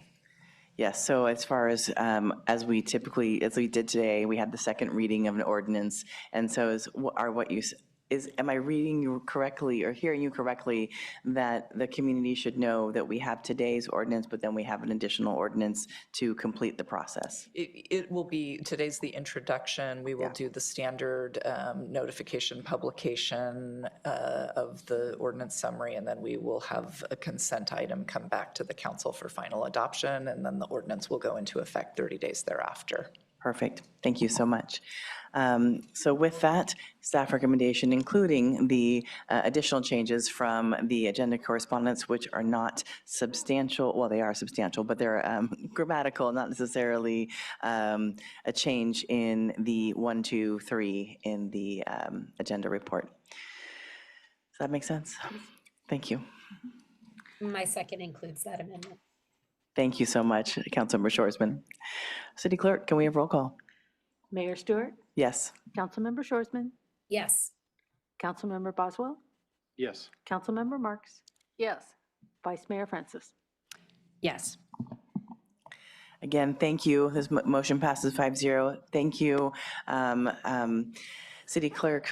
County Clerk Recorder Cano for coming, as well as Aaron Clausen for being here to hear the conversation today. Thank you for all of the staff, all of the community members, all of our partners who are helping us through with this. And as mentioned before, City Attorney and City Manager, thank you for the guidance to help us get through this very complicated process. With that, Mayor, if I yes. can just take a moment, because this has been such a long road and a heavy lift, and I do really want to just highlight for the community that clerks are the most valuable people in the world and should be valued and respected as such. I want to extend my thanks to our city clerk, Teresa, who has been just such a support and partner throughout this whole process, as well as Elena and her staff for being so willing to accommodate this. Our DEI staff, Matthew Melendrez, Nestor, and our current staff, Matt and Sam, have been also incredibly supportive, as well as Greg and my department head team partners and the council. And I also want to acknowledge that this settlement is unique and would not have been possible had Kevin Shankman and SV Rep not been open to something creative and engaging with us in this conversation. And I really want to extend my sincere thanks for that. It was a tough process, but it was a really productive process, and it was one that I think we learned a lot from, and I really am hopeful that this is going to be a really positive thing for our community going forward. So thank you for that point of. Thank you. Absolutely understand and agree. Well, with that, let's just take a quick 5 minutes, and then we'll finish our last item. All right, thank you for the break. And it is so wonderful to see Ms. Carrie Howell in front of us as one of the Council Compensation Committee members. So our next and hopefully final, no, I'm just kidding, final, business item of the night is our Council Compensation Committee and the recommendations and conversations. So I will pass it over to Deputy City Manager Greg Herman. Thank you, Mayor and council members. We're really happy to be here tonight. Before we get into the item, I do just want to take an opportunity as well to say thank you to the Council Compensation Committee members. We're lucky to have 2 in attendance tonight, Andy Pease and Carrie Howell, who is also our chair. I'll be covering some background for the first part of the presentation, and then we'll actually be able to hand it over to Carrie, who can walk you through a little bit of the thought process from the committee's perspective in terms of developing the recommendations tonight. I also want to acknowledge the partnership and assistance of our Human Resources Department and Finance Department, who are also here to help assist, and then of course our City Clerk and Clerk's Office, who acted as a liaison to this group and supported in a lot of information being prepared and presented to the committee. We've got a lot of detailed recommendations for the council to consider this evening. Each one of these is going to be walked through as a part of the presentation, but just to cover it at a really high level, the first recommendation is increase the compensation for the mayor from $2,923 to $4,169 per month, and council members from $2,319 to $2,780 per month. There's also a recommendation, which is new this year, for an additional stipend to compensate those who are appointed to a statewide board or policy committee. The second recommendation is an increase to the amount available for reimbursement, both for professional expenses and for travel associated with a statewide board or policy committee role. And then the final recommendation, also a new recommendation for the council to consider, is an opt-in program for advisory body members who are currently not compensated of $25 per meeting to offset some of their costs associated with participation, and then to continue the current stipend for the Architectural Review and Planning Commission members. In terms of the policy background that both the committee considered and as a part of the council's role as well, a review of council compensation is actually called for as a part of our city's charter and is further elaborated in our council policies and procedures document. But in short, the council may appoint a committee in even-numbered years to consider changes, but those changes importantly would not go into effect until the following January, so the odd-numbered year, with the intention of an election occurring in the interim. In addition, in 2001, council added a resolution which states that at any time that we are looking at council compensation, that we also include in that review the Planning Commission and Architectural Review Commission as well. We last had a council compensation committee in 2020, and there was a number of different changes that were made at that time. One of them was a reset to sort of the methodology that was used to calculate compensation. In addition, there's the ability for the council to approve a CPI increase during years in which a committee is not formed. The culminating effect of all of that is our current compensation, which again is set at $2,923 for the mayor and $2,319 for council members. There's also a number of different benefits, both on the medical side and the professional expenses that we spoke about. All of that is listed in our staff report, and all of that, of course, was provided to the committee for their review. And just as a reminder, we've historically only provided compensation to 2 of our advisory bodies. In terms of how we got here today, on May 20th, the council discussed creating a council compensation committee and later followed the procedures outlined in council policies and procedures in making those appointments on July 15th. And that included Andy Pease representing a previously elected official, Jill Lemieux as a personnel board member, Aaron Foote, Trent Johnson, Carrie Howe, Barry Price, and Joyce Sen as our citizens at large. The council also provided direction at that time for the committee to not just look at the currently compensated advisory bodies, but also all advisory bodies to determine if additional compensation was required at that time. All of our committees happened between September and December of last year. All the meetings were, of course, available and open for the public to be able to attend, and all the information that we put together was available for the public to review on the city's website as well. In terms of that information and what it included, we put together all of the information that we typically do when we have a council compensation committee. One of those is a pretty detailed spreadsheet that looks at comparable cities. Those are the cities that we typically look at with respect to our different bargaining groups as a part of labor negotiations and are comparable due to a number of different similar characteristics. As a reminder, those cities are Chico, Davis, Monterey, Napa, Paso, Santa Barbara, Santa Cruz, Santa Maria, and Ventura. All that information, again, available in the packet and was also produced for the committee. It included a look at general cities and charter cities where there's different legal guidance with respect to council compensation. We also have a really cool spreadsheet which looked at the all of the different meetings, the number of meetings, the meeting length, average meeting length for all of our advisory body members, of course, with the idea of understanding what is the time commitment that has been put in by our advisory bodies, especially as we've made different changes to advisory bodies' roles and purview over the last several years. And of course, that was all taken under consideration by the committee in terms of making their determination. Another item that we continued on from a previous work of council compensation committees was a fair amount of surveys. Those surveys both went to current and previous council members, current and previous advisory body members, and importantly, a survey that was out and available to the general public. And we were really happy to see the response of over 300 folks that participated in that.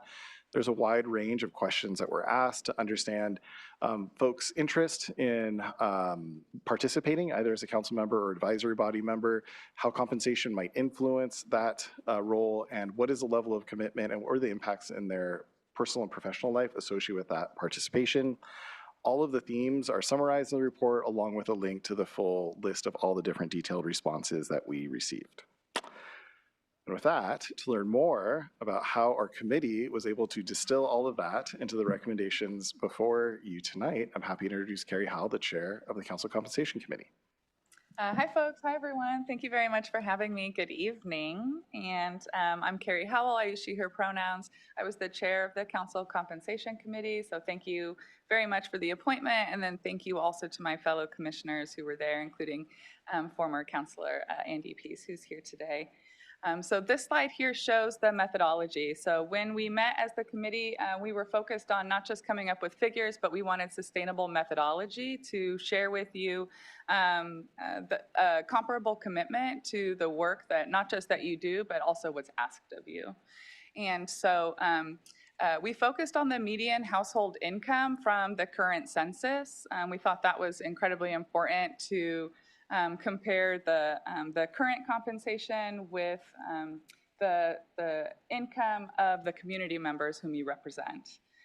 We also looked at average numbers of hours, and there was discussion on the committee regarding whether or not we want these amounts to reflect hours worked, average hours worked, or hours worked by the hardest working individual who shared on the survey. Ultimately, we thought it was important to remain with the current expectation of the council and to reward work already done. Next slide, please. Here we see the recommendations themselves. So the proposed monthly amount by council member, mayor, and then we have also offered an alternative to the mayor. We see the established weekly hours. Again, we kept them with what was originally shared with us and what was, I believe, is currently the expectation. Next slide, please. We also discussed the professional development funding expenses, and we thought a nomenclature improvement would lead to the opportunity to use those funds in a more robust way, in a way where you, counselors and mayors feel empowered to seek opportunity that would help develop them personally, which ultimately helps the representation of the city and your constituents. So we were excited about the title change. That was overwhelming agreement from everyone on the committee. Folks were very interested in structural changes. So not just improving amounts and methodologies, but how can we build sustainable processes and structures that also reflect what's asked of you.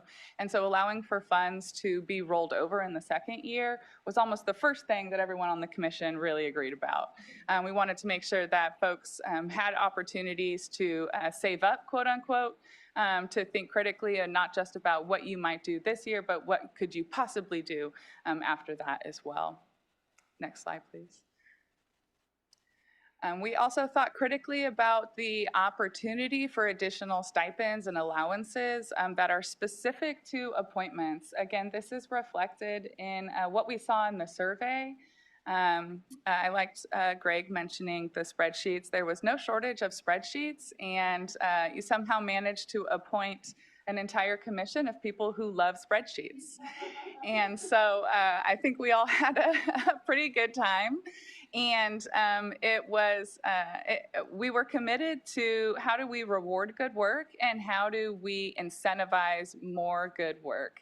Kind of acknowledging that as you seek additional appointments as council member or mayors, that skill development ultimately benefits the city and it benefits the constituents. So we were proud of an additional stipend and thought critically about this methodology as well. So that stipend equal to 5 hours a month for the duration of the appointment, and then that $1,000 annual travel reimbursement allowance. Next slide, please. There was robust discussion from the commission as to how we could pursue an opt-in stipend. I think, to quote an early management lesson I learned, before you ask how, you say wow. So I think what we were really committed to is overwhelmingly we agreed that compensation and the opportunity for compensation are important. So when we looked at surveys, we also acknowledged that we may not have the data for the communities that we're hoping to reach. And so we would like to recommend that staff pursue to evaluate the feasibility, administrative and budget impacts to the city and advisory body members with this opportunity for an opt-in stipend. So the spreadsheets that were mentioned earlier, we saw similar models across similar cities. And I think ultimately what the commission felt comfortable doing is how can we choose the elements of other cities that they have done to success and then reflect that into our current model and build something sustainable. So we ultimately thought an opt-in stipend would be sustainable, but that more importantly, we would want the staff to look into that feasibility. And I think that might be it for me. I'll hand it back to. It's back to me for the fiscal impacts that these recommendations, that come with these recommendations. So because they do not go into effect until January 1 of 2027, in the first 6 months of the last 6 months of the next fiscal year, we prorated them. So that's why it's a lower amount for those months. And so it is, I have to get my notes, sorry. For the first 6 months, it's to implement them, and I did do the calculations at the highest amount for you so that you would know worst case scenario, for lack of a better way of putting it. And so the first 6 months is $28,690 for that 6-month period. And then ongoing costs, so the full year amount for the funding is $57,381. And again, those do not include the advisory body because that is a pilot program. We did not know what council's direction would be. And we need to look at a lot of different other variables that could change, not just the stipend amount, but any other costs associated with that. And so with that, we're back at our recommendation. And again, it is to adopt new compensations for council and mayor, monthly amounts, and then increasing the professional development expenses, including a new additional $1,000 per council member or mayor for travel expenses related to attendance in statewide meetings, and then direct staff to explore the feasibility of the opt-in pilot program. And that concludes our report. Thank you. Thank you for analyzing the multiple spreadsheets and going through all of this. I know that when the last request of looking at all the advisory bodies, it was like, oh, that's going to be a big thing. But in having kind of a new baseline, it seems like that's really helpful.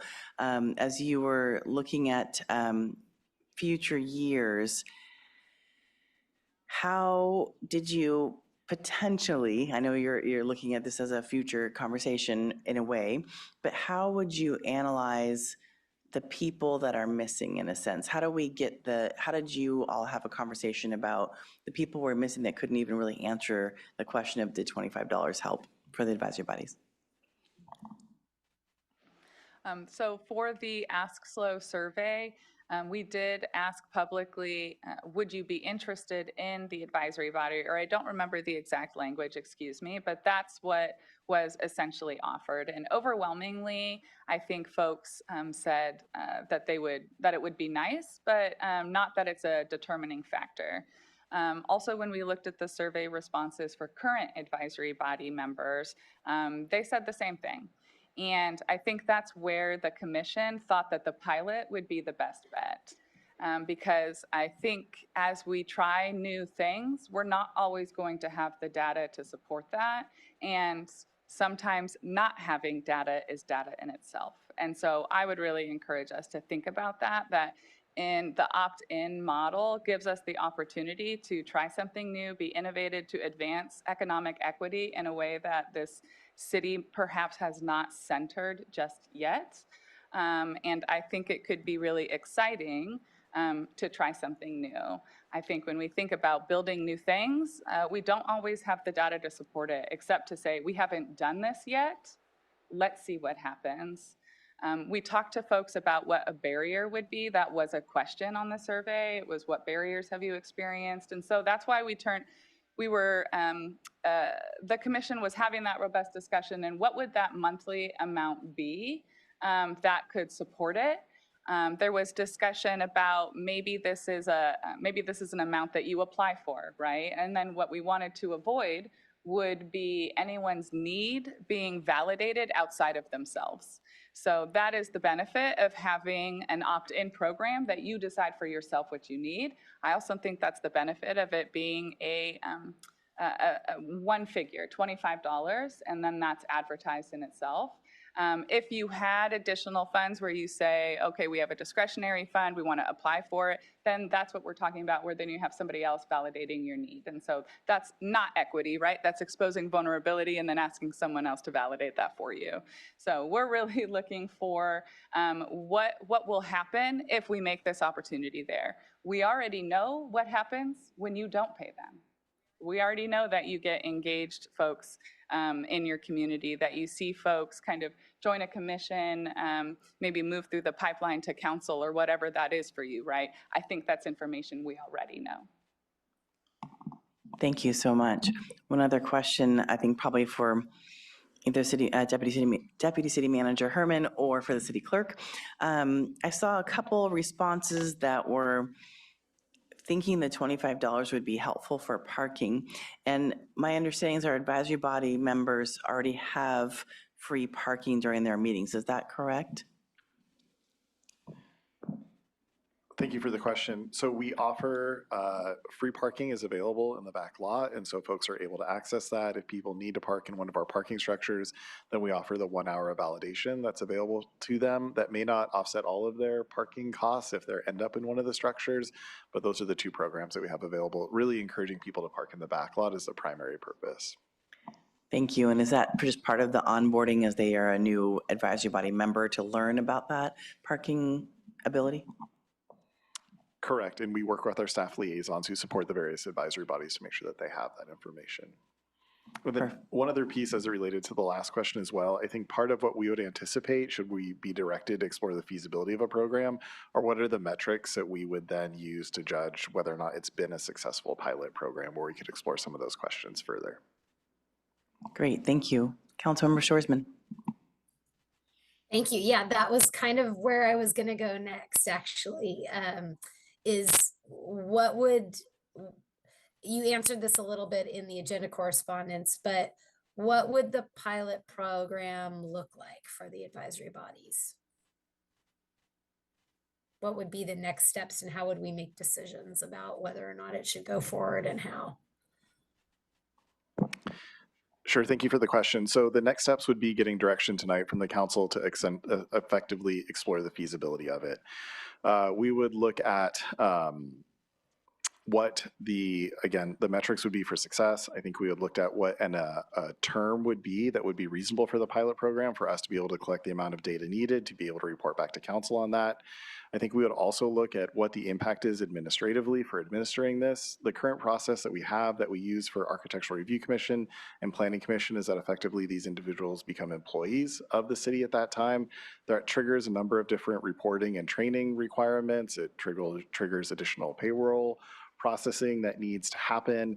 It triggers WTs that we would need to issue to people as a part of that compensation. And so I think we want a complete picture of what the impacts would be at the city, and also want to make sure that we're clear from the advisory body members. Again, I think the benefit being an opt-in program, someone doesn't necessarily want to opt in to all of that, that they have the ability to say that they don't want to participate in it, because it would not be an insignificant effort on our part to be able to do that. So I've consulted with our colleagues in Human Resources and Finance. We feel like we would be able to come back to you as a part of the supplemental budget adoption with our sort of initial take of what the administrative impacts would be for that, what our recommended timeframe would be for implementing a pilot program, along with what the expected budget impact would be, so that that could be incorporated into next year's budget should the council wish to do so. Great, thank you. And then my second question is about, you all did a great job of explaining the methodology behind all the numbers. I think the one that I'm still not totally clear on is the $1,000 reimbursement allowance for council and mayor to be, how did the $1,000 number get arrived at? So part of the exercise for the professional development funds and how we looked at them was I went back and took a sampling of all of the different things that council has spent their money on. And so I do have data from the last 3 years, I'm sorry, for those who have been appointed to state policy board meetings. And the average for an overnight stay, travel and everything has been about $300. And so it was the thought of, normally, I think this year there's 3 out of town meetings that you're asked to go to. So multiplying the 300 times and then allowing for a little bit of extra just in case, depending on, because the location, obviously the location of the training does kind of change how much a hotel room will cost. So that $1,000 is theoretically to support the costs of going to the required meetings for that policy committee or that board for the year, basically. Yeah, mostly for the policy, because a lot of the board expenses are reimbursed by CalCities, but there are still some that are not. Okay. Okay. Thank you so much. Appreciate that clarification. Thank you, Councilmember Boswell. Thank you. Thanks to the work of the committee. Appreciate it.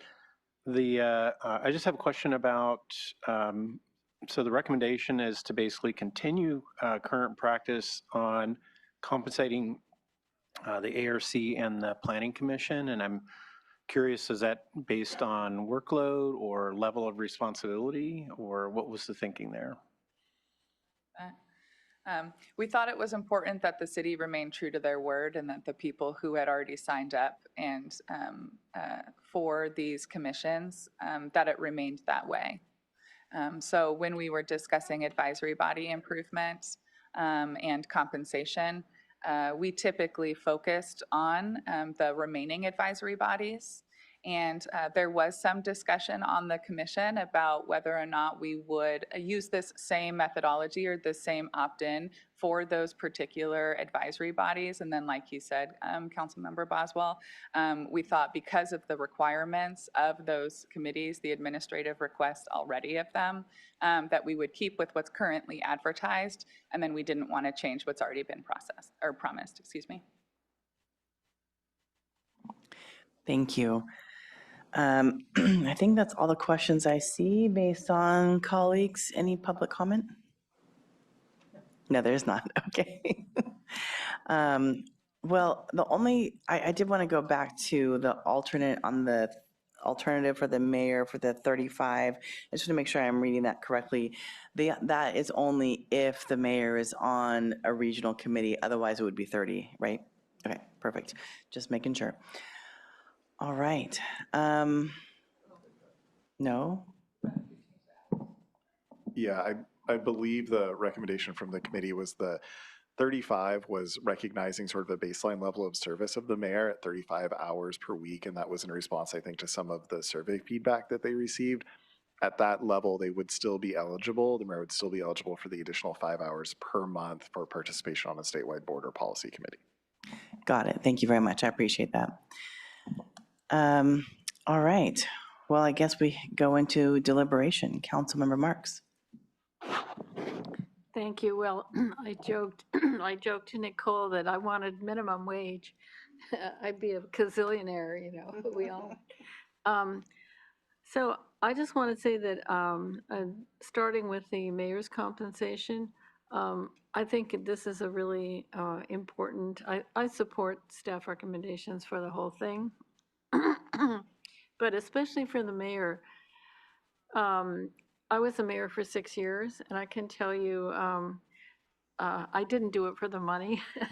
However, the thing about being mayor is that you can't work harder, you can't get up earlier or stay up later or become more efficient and still do your duties, because there are these irreducible chunks of time where people just want the mayor to be there. And so a lot of it's ceremonial. So it's really hard. I admire our present mayor, and I have to say, when I got elected mayor, that's when I wound down my solo practice, because I realized I couldn't really do a good job for my clients and at the same time do a good job as mayor. And so I think 35 hours is an underestimate of what it actually takes, and I'm amazed that, well, different mayors have been able to work, mostly for Cal Poly, actually. Ellen Settle worked for Cal Poly and was on the council for 30 years and managed to do it. But I do think the compensation is important, and I think also it opens up the possibility for people who may be on a really tight budget to think, well, I think I could swing it, you know, somehow. I think it's a plus. I'm glad that the COLA only would kick in for years when there was no compensation committee, you know. And in terms of the professional development, I think everything is very well thought out. In terms of the opt-in pilot program, I I'm glad the feasibility will be explored, but also I'm just not sure how valuable that would be, to the actual members of the advisory bodies. I mean, basically, you might have to, if you're working and the meeting starts at 5:30, you may need to pack an extra sandwich or maybe grab a burrito or something so you get some dinner before the meeting. But, basically, you have to be a city resident to serve on an advisory committee. They're not making long commutes. And so I'm somewhat lukewarm on that, but I do think it should be explored. So I think that's just about all I have to say right now, except that I think it makes sense, and I really appreciate the professionalism and the thoroughness of the compensation committee. Thank you. Thank you, Councilmember Boswell. Yeah, thank you. First, just a clarification, I believe, so the recommendation for the mayors is based on the 30-hour, not the 35-hour, right? Is that correct? Correct. Okay, so that's kind of one decision we'd have to make is whether, if we take staff recommendation as presented, it's the 30-hour basis. I'm open to both, by the way. I'm going to be supporting this. I mean, it's always weird to talk about your own salary. I mean, it's probably one of the most uncomfortable things to do. And my inclination coming in was thinking like, well, either let's just do the COLA. That's kind of an easy default, which I would support if we couldn't move forward with this motion, or to basically take what the committee gives us, barring some judgment that it was, really out of bounds or something. Respect the citizens who had served on the committee and spent the time to come up with a recommendation for us and see them as the voice of the community. And I think they did a great job, and I think they've done that effectively, and I don't see anything particularly out of line here. So I'm happy to support this resolution. I agree with Councilmember Marks. I'm a little not quite sure about the opt-in. I did 7 years on an advisory body on Planning Commission where we did get a small compensation.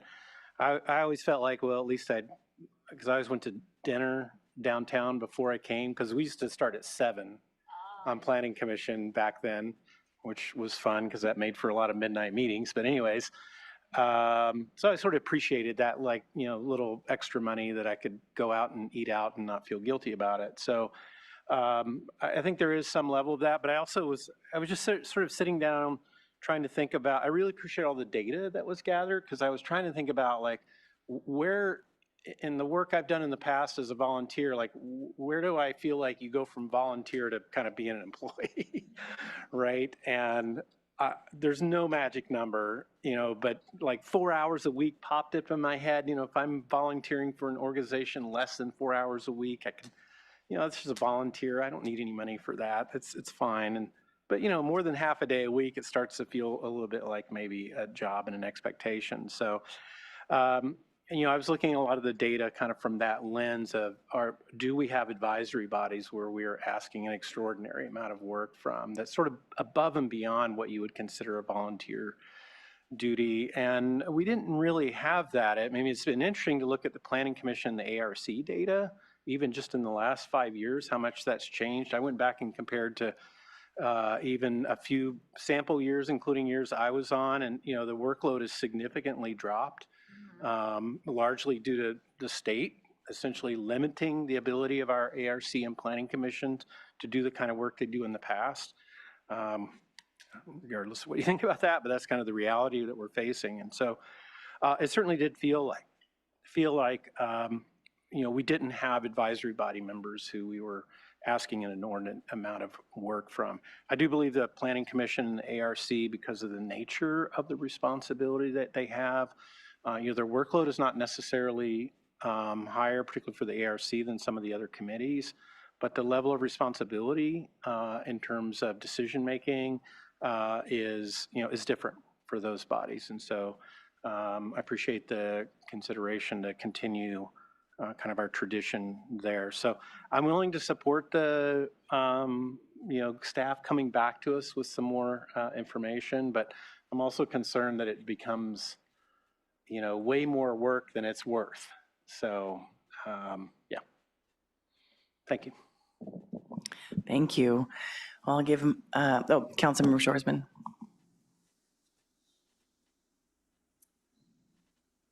Yeah, so I second your emotion, Councilmember Boswell, that this is not a fun conversation to have. It's awkward to think about making a decision about salary or pay that you might get in the future.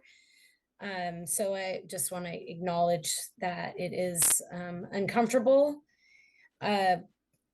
I'm generally in favor of the opt-in pilot for the advisory bodies. I think that that's a creative, thoughtful way of going about it and seeing where this goes. I am curious to see how it goes, and I hope it doesn't take too much work for staff to implement. So I'll be curious to see where that goes next. I think it's worth looking into, and I appreciate the way that the compensation committee has gone about really thoughtfully thinking about how it will impact the people that are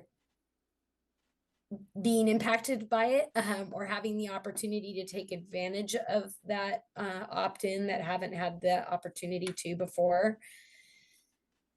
I am curious about the data we don't have.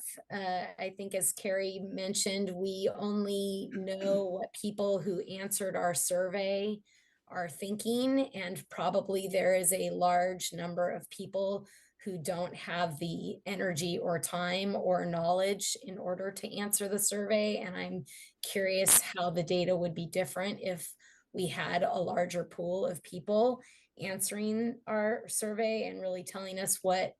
The question that keeps coming to my mind is, for those people who are not participating, and if money is an issue, what is the number that would make it possible for them to participate? And I don't know how we get that number, but it is a number that I'm curious about. I appreciate the thoughtfulness that went into council compensation also, and I have served on a policy committee. I've been on a policy committee the last few years, and I know that that does cost extra money to go to those meetings, and I have exhausted my my funds in order to go to those meetings. So I think that's a creative solution that the committee came up with for dealing with that. And I think the approach in general is measured. I thought it was a good idea in 2020 when the compensation committee came up with the approach of using the median income last time. And I think this is just basically an update. So I appreciate that it's measured and thoughtful and is going to have less impact than a more drastic increase would have on the city's budget as a whole. I do have a concern that the salary amount for a council member is still, even with this very measured, thoughtful approach and increase, it's not enough for the average resident of San Luis Obispo to be able to afford to live on. I'm just going to be honest, without having another source of income. I would not be able to do this job if I didn't have another full-time job, and I'm not doing it for the money. I don't think any of us are doing it for the money. We do it because we love this city, and it's a labor of love that I am grateful to do every single day. Every time I come to this dais, I'm grateful to be here and grateful to be representing the people of San Luis Obispo in this role. But I do also acknowledge that there might be other people out there who would like to do this also, if it not for the need to focus on their on what pays their bills and helps them afford to actually live in this city. So thank you to the committee for doing all the work that you did. I am prepared to support this as is, but I couldn't leave this conversation without making that point as well. Thank you so much. Vice Mayor Francis. Yeah, thank you so much. Gotta just start by echoing what everybody else has said, that I'm just so grateful to the committee and heard from staff that you guys just went so far above and beyond their expectations and really surprised them with the data that you guys wanted to get into. And so council after my own heart that you guys wanted to spend all the time with spreadsheets. So that's awesome. I'll start with the pilot program. I really liked your framing on this. I think it is important we don't know what the magic number is, but we do know there's a lot of people who aren't choosing to join these advisory bodies for whatever reason, and oftentimes those reasons are financial, and not that $25 is necessarily going to make a difference, but maybe it does. And I know from discussions with staff today in agenda review that there are some concerns with the cost of doing this because of the onboarding and bringing them into the system and then having to do all of the different staff trainings. And that obviously wasn't part of your decision-making process, but I know they had mentioned that the county is using $25 gift card program instead of onboarding them as staff. I thought that was a really creative solution. I'd love to see if maybe we could navigate that so that people can still opt in, get some compensation, but I would really like to avoid the burden of creating additional staff work there. But in general, in favor of that, and would like to see some more analysis there. Second, it has been really fascinating over the last 3 years to have a front row seat to the impossible task of being mayor. I am just constantly in awe of your schedule and your hard work and and everything that you're expected to do. And on top of that, trying to work full-time in different capacities, it's a lot. And I don't think you can kind of know that in some way, but actually seeing what it takes and the kind of unexpected schedule, it's super unpredictable and it's variable. And so how are you going to have a job that has a schedule around that? So I'm very much in favor of looking at improving the mayor's compensation, maybe bringing it in line with the 35 hours, that alternative that was there. That seems, it's still not what it takes to live in the city, but it brings us a little bit closer to compensating the mayor for what they're actually doing. I feel like, we talk a lot about equity and giving people access to these seats of power in the city. And of course, as everybody said, we're the ones sitting on them right now, so we're talking about ourselves, which is a weird thing. But this is for future councils. This is for future mayors. This doesn't go into effect during these terms. We really need to put our money where our values are if we want to get people into these seats that wouldn't traditionally come into these seats.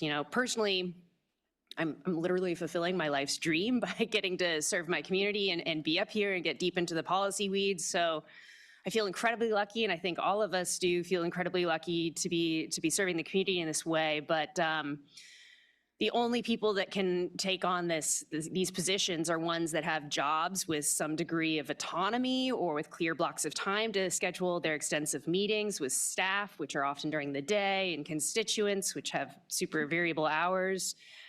And that's an impossible ask. I personally was a teacher previously, and it was not a job where you could peace out for 3 hours in the middle of the day. So I made the tough decision to leave that, and very lucky to be able to do that. I think the other thing that's a little bit hard to anticipate is the incredible number of unexpected expenses. There's so many cups of coffee, and there's the tickets to the charitable events, and the suits, if you didn't have to wear those previously, and those are things that of course are part of, any professional role, but they're things that cost money and that we're expected to do as part of this job. And so looking at a little additional compensation to kind of help bridge that gap would be really helpful here. So I'm in favor of the recommendations as presented, but I would like to have a little more discussion about compensating the mayor at that 35 hours versus at the 30 hours. And I'll leave it there. Thank you. Thank you all for your comments, and I agree with so much of it, and I hate to repeat some of it, but I feel it's important that all of you know how much we are appreciating all the work you did. I also want to echo, it's awkward. I mean, I remember this conversation. I just was new on the council when we first had this conversation. And I was like, how am I going to do this? It feels very weird to say yes to something that's going to come back to you. But what I remembered then and what I remember now, and as many have already mentioned, this is not about us. This is about the future, and hoping that we have people that have the opportunity to sit in these seats to make policy decisions. I always have a hard time with the word power, but I know what you're saying, to have that leadership and to have the policy-making decisions. Excuse me. And we are making decisions about rent. We're making decisions about where to put housing. We're making decisions about grants that have to do with homelessness and food banks. And I mean, we could just go the whole gamut of all the different decisions we make.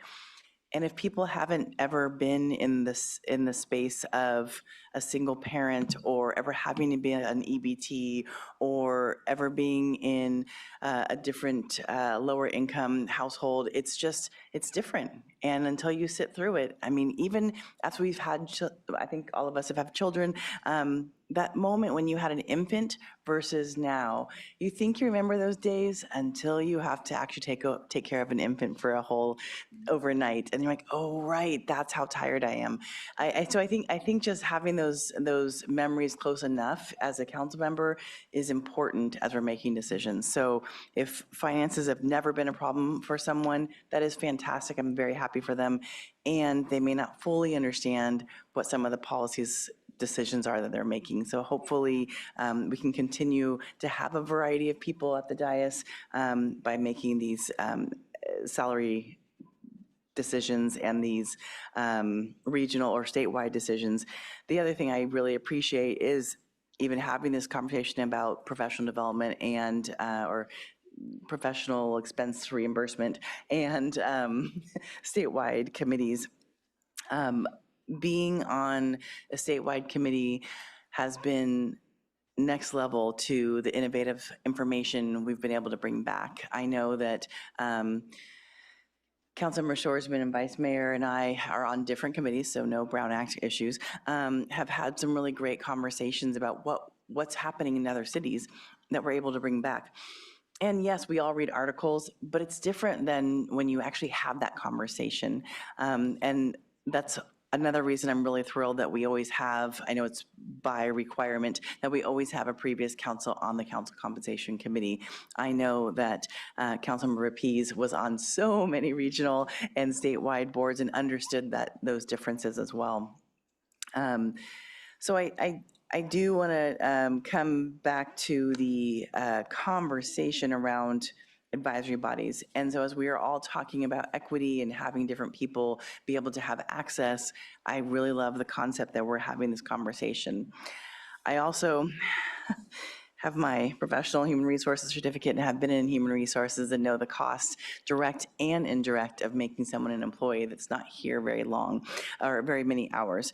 So I want to be cognizant of that and what that means for us. So if it's gift cards, that could be great. You know, what like the county is doing, what does that look like? Let's be creative, let's be innovative.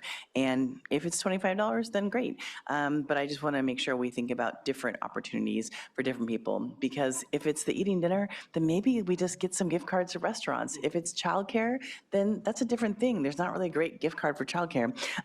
So I wish there was. So that would be a whole different conversation.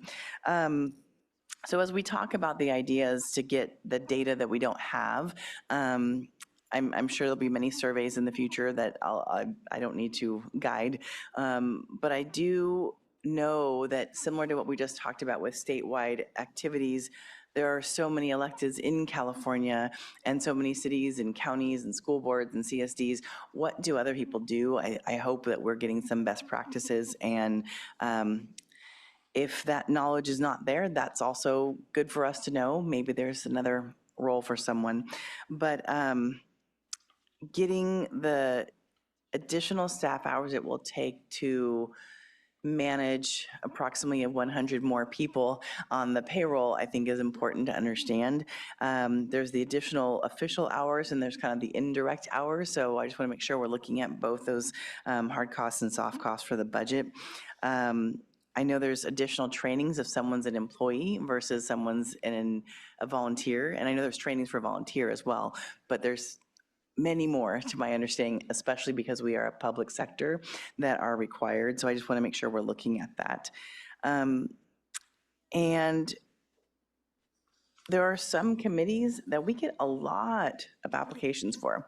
And so sometimes people don't get to be on the committees even. So I wonder at the same time, how do we make sure, I know for Leadership SLO, we don't have the scholarship requests attached to the application. So I just want to make sure that we are not giving the opportunity for people to make a decision based on money. So as far as the decision makers at the time. So I just want to make sure those are separate entities. I know with opt-in, I would imagine it would be, but I just want to make sure that's separate. So that's just my initial thoughts, and it's kind of wild to have this much discussion about $25 per meeting, but it's something that's new, and so I want to make sure we're thinking about these different aspects of what could work and what could be helpful, and also what could be potentially overly cumbersome, and maybe it's an outreach thing instead. So I don't know what that looks like, and I just want to really appreciate the committee for bringing this to our attention, because it sounded overwhelming, but it actually is a great conversation to have. So thank you. So that's my way long-winded, sorry, response, but this is just new and a little different. And back to the awkward acknowledging it's not just ourselves, it's for the future. So I think that is it. I think we're ready to, any other deliberation y'all see? All right, we're ready for a motion if someone would like. Councilmember Shorsman. I just want to thank again the Compensation Committee and the staff. I know they did a lot of work to generate all those spreadsheets for the committee to look at, and I'm prepared to move staff's recommendation. Thank you. Thank you, I appreciate that. And the only thing I realized is we didn't finish the conversation, and it's, again, awkward for me to bringing it up, but we didn't finish the conversation of the 30 versus 35 hours. I'm kind of supportive either way. I was looking at the, that's why I asked the question about the additional board time, if that was where that $35 or 35 hours was coming from versus not. I know that personally, I spend a lot of time, and I made a conscious decision to step back in my job to take a reduction in time and money each time I took on a new role here at the City Council. And other mayors may not wish to spend as much time. And so I want to have that respect for the position as well. And so I'm open to 30 or 35. So wanted to get all of your feedback with that. Do we feel this community is asking for 35 hours, or do we feel this, I know, I mean, I feel like the answer is yes, so just in saying it that way. Or are we thinking that the community is cool if maybe we step back a little bit as the mayor? Councilmember Shorsman. I mean, that question, I think that this community has very high expectations for all of us. I think they expect a high level of attention from the entire council. I don't have a good feel on the difference between their expectations around 30 hours for the mayor or 35 hours. I was gonna say, should I withdraw my motion so that we can discuss this more, or should we just talk through it and see if the motion should be amended? I'm not sure what the process should be. Great question. I think if you want to withdraw your motion just so we can finish that bit of the conversation, that would be great. Okay, I'll withdraw my motion then. Thank you so much.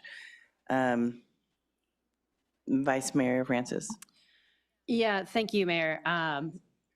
You know, our current mayor obviously is spending 35 hours plus in this role. And I hear the concern about future mayors or future council members choosing to spend less time, potentially creating an issue around optics if they're being compensated for more hours than they're actually working. But we do have a mechanism in place for dealing with council members and mayors who aren't putting in the hours that the community expects from them, and that is through the vote. And so I feel like the community is asking for the number of hours that that you're putting in, and that's beyond the 35 at this point. So I would like to see us compensate the mayor's role at that level. And if we want to revisit this conversation in 5 years or a decade, then future councils can do that. Or 2 years, future councils can do that. So just making sure. Councilmember Marks. Yeah, well, I think this community would like 60 hours from the mayor. If you look at what we just passed with the new liaison efforts, and I had it somewhere, there are all these committees that the mayor absolutely has to go to. Oh, here we go. So, Housing Authority, City Selection Committee, SLOCOG, Regional, REACH, Performing Arts Center Commission, Visit SLO County, Whale Rock Commission, Area Agency on Aging, Mayor's Advisory Body Chair, Student Community Liaison, City University, and on and on and on. I'm not talking about statewide or volunteer or other stuff. I'm talking about the expectation of the mayor that we just voted on, that doesn't even count. All the ceremonial stuff, which is very important, and the community cares about it so much. However, so I would support the alternative for the mayor. Thank you. Councilmember Boswell.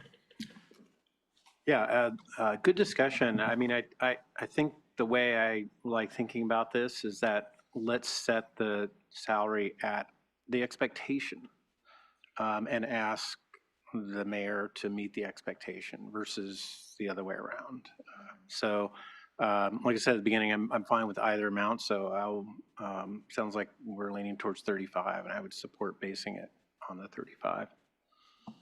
Sounds good. Thank you so much. I appreciate the conversation. I'm sorry, Councilmember Shoresman, would you like to make your motion? Or do you agree? Yeah, I think the difference, I was just kind of pulling up the spreadsheet, the item in the agenda, and trying to kind of, it's 5 hours difference. So the difference obviously in your time, you definitely put in you put in a lot of time. None of us keep time sheets per se, but I would imagine that you work at this job 40 hours a week, probably more on many occasions. So but I think the value of that is not that much when you really, I'm trying to kind of do the math real quick in my head, the difference between 30 hours and 35. So in terms of budget terms, it's $700, I think, a month. Sorry, I'm really bad at fast math, so I'm trying not to do that. But so I think I'm rambling a little bit, but I think the value to the budget is not that big a difference, and you definitely, and the mayor definitely works that much. So I would say I'm happy to just amend my motion and go with the staff's recommendation on most of the items, with the exception of the mayor's salary, which would be based on the 35-hour a week number. Thank you. Appreciate that. It feels awkward, but I'm just going to go ahead and second it, and we'll go to roll call. Councilmember Schwarzman, Yes. Mayor Stewart, Yes. Councilmember Boswell, Yes. Councilmember Marks, Yes. Vice Mayor Francis. Yes. The motion passes 5-0, and again, great gratitude to the committee, the staff members. Sorry to give more work with the pilot program, but I really appreciate that we'll be looking at this and kind of being able to give the community some information with data and hopefully increase some access to people that haven't been able to be on these committees before. So thank you so much. And with that, that is our last business item, which means it's time for liaison and committee reports. And I'm sorry, Vice Mayor Francis. Thank you. Well, this goes way back because we met the first week of December, then we had a special meeting where we didn't talk about these. So I'll start with our Photos with Surfer Santa. Parks and Rec put on this really awesome event. I think it was the third year they had done it, but it was our family's first year of going and taking advantage. And if you haven't done it, I just highly recommend. It's so great. You go into Sin Chamber Pool, you dive underwater, and you get these great photos with Surfer Santa. So that was really fun. On December 6th, attended the RAC meeting for Councilmember Marks. And there were a lot of interesting items, update on water levels, and in particular, there was an item where the RAC committee supported the recommendation of a city project, which is a groundwater cleanup project that was $507,000 for a project that we're doing to help with our groundwater quality. And that was recommended to go on to the county supervisors, where I believe it's being heard this month. And on the 18th, had a CapSlow meeting, and it was our end of the year meeting. So we did kind of a lot of wrap up. We talked about, on average, Forty Prado was sheltering 128 people every night during the month of December, or since August. And that shelter demand is increasing. There was 115 new unique accesses at St. Stephen's, which is now a new touch point that CapSlow is using. And these were folks that were not utilizing Forty Prado. So that was interesting to see that we were able to get support and resources to a whole new group of people there, which was really fantastic. And as we move into the new year, we have our next CapSlow meeting on Thursday, and then Councilmember Boswell will be taking over that board seat. But I'm sure many folks have heard concerns around the freeze to federal child care funds, which would have a dramatic impact on us locally. Just keeping an eye on some of the court cases around that, and I'll come back with an update on that at our next meeting.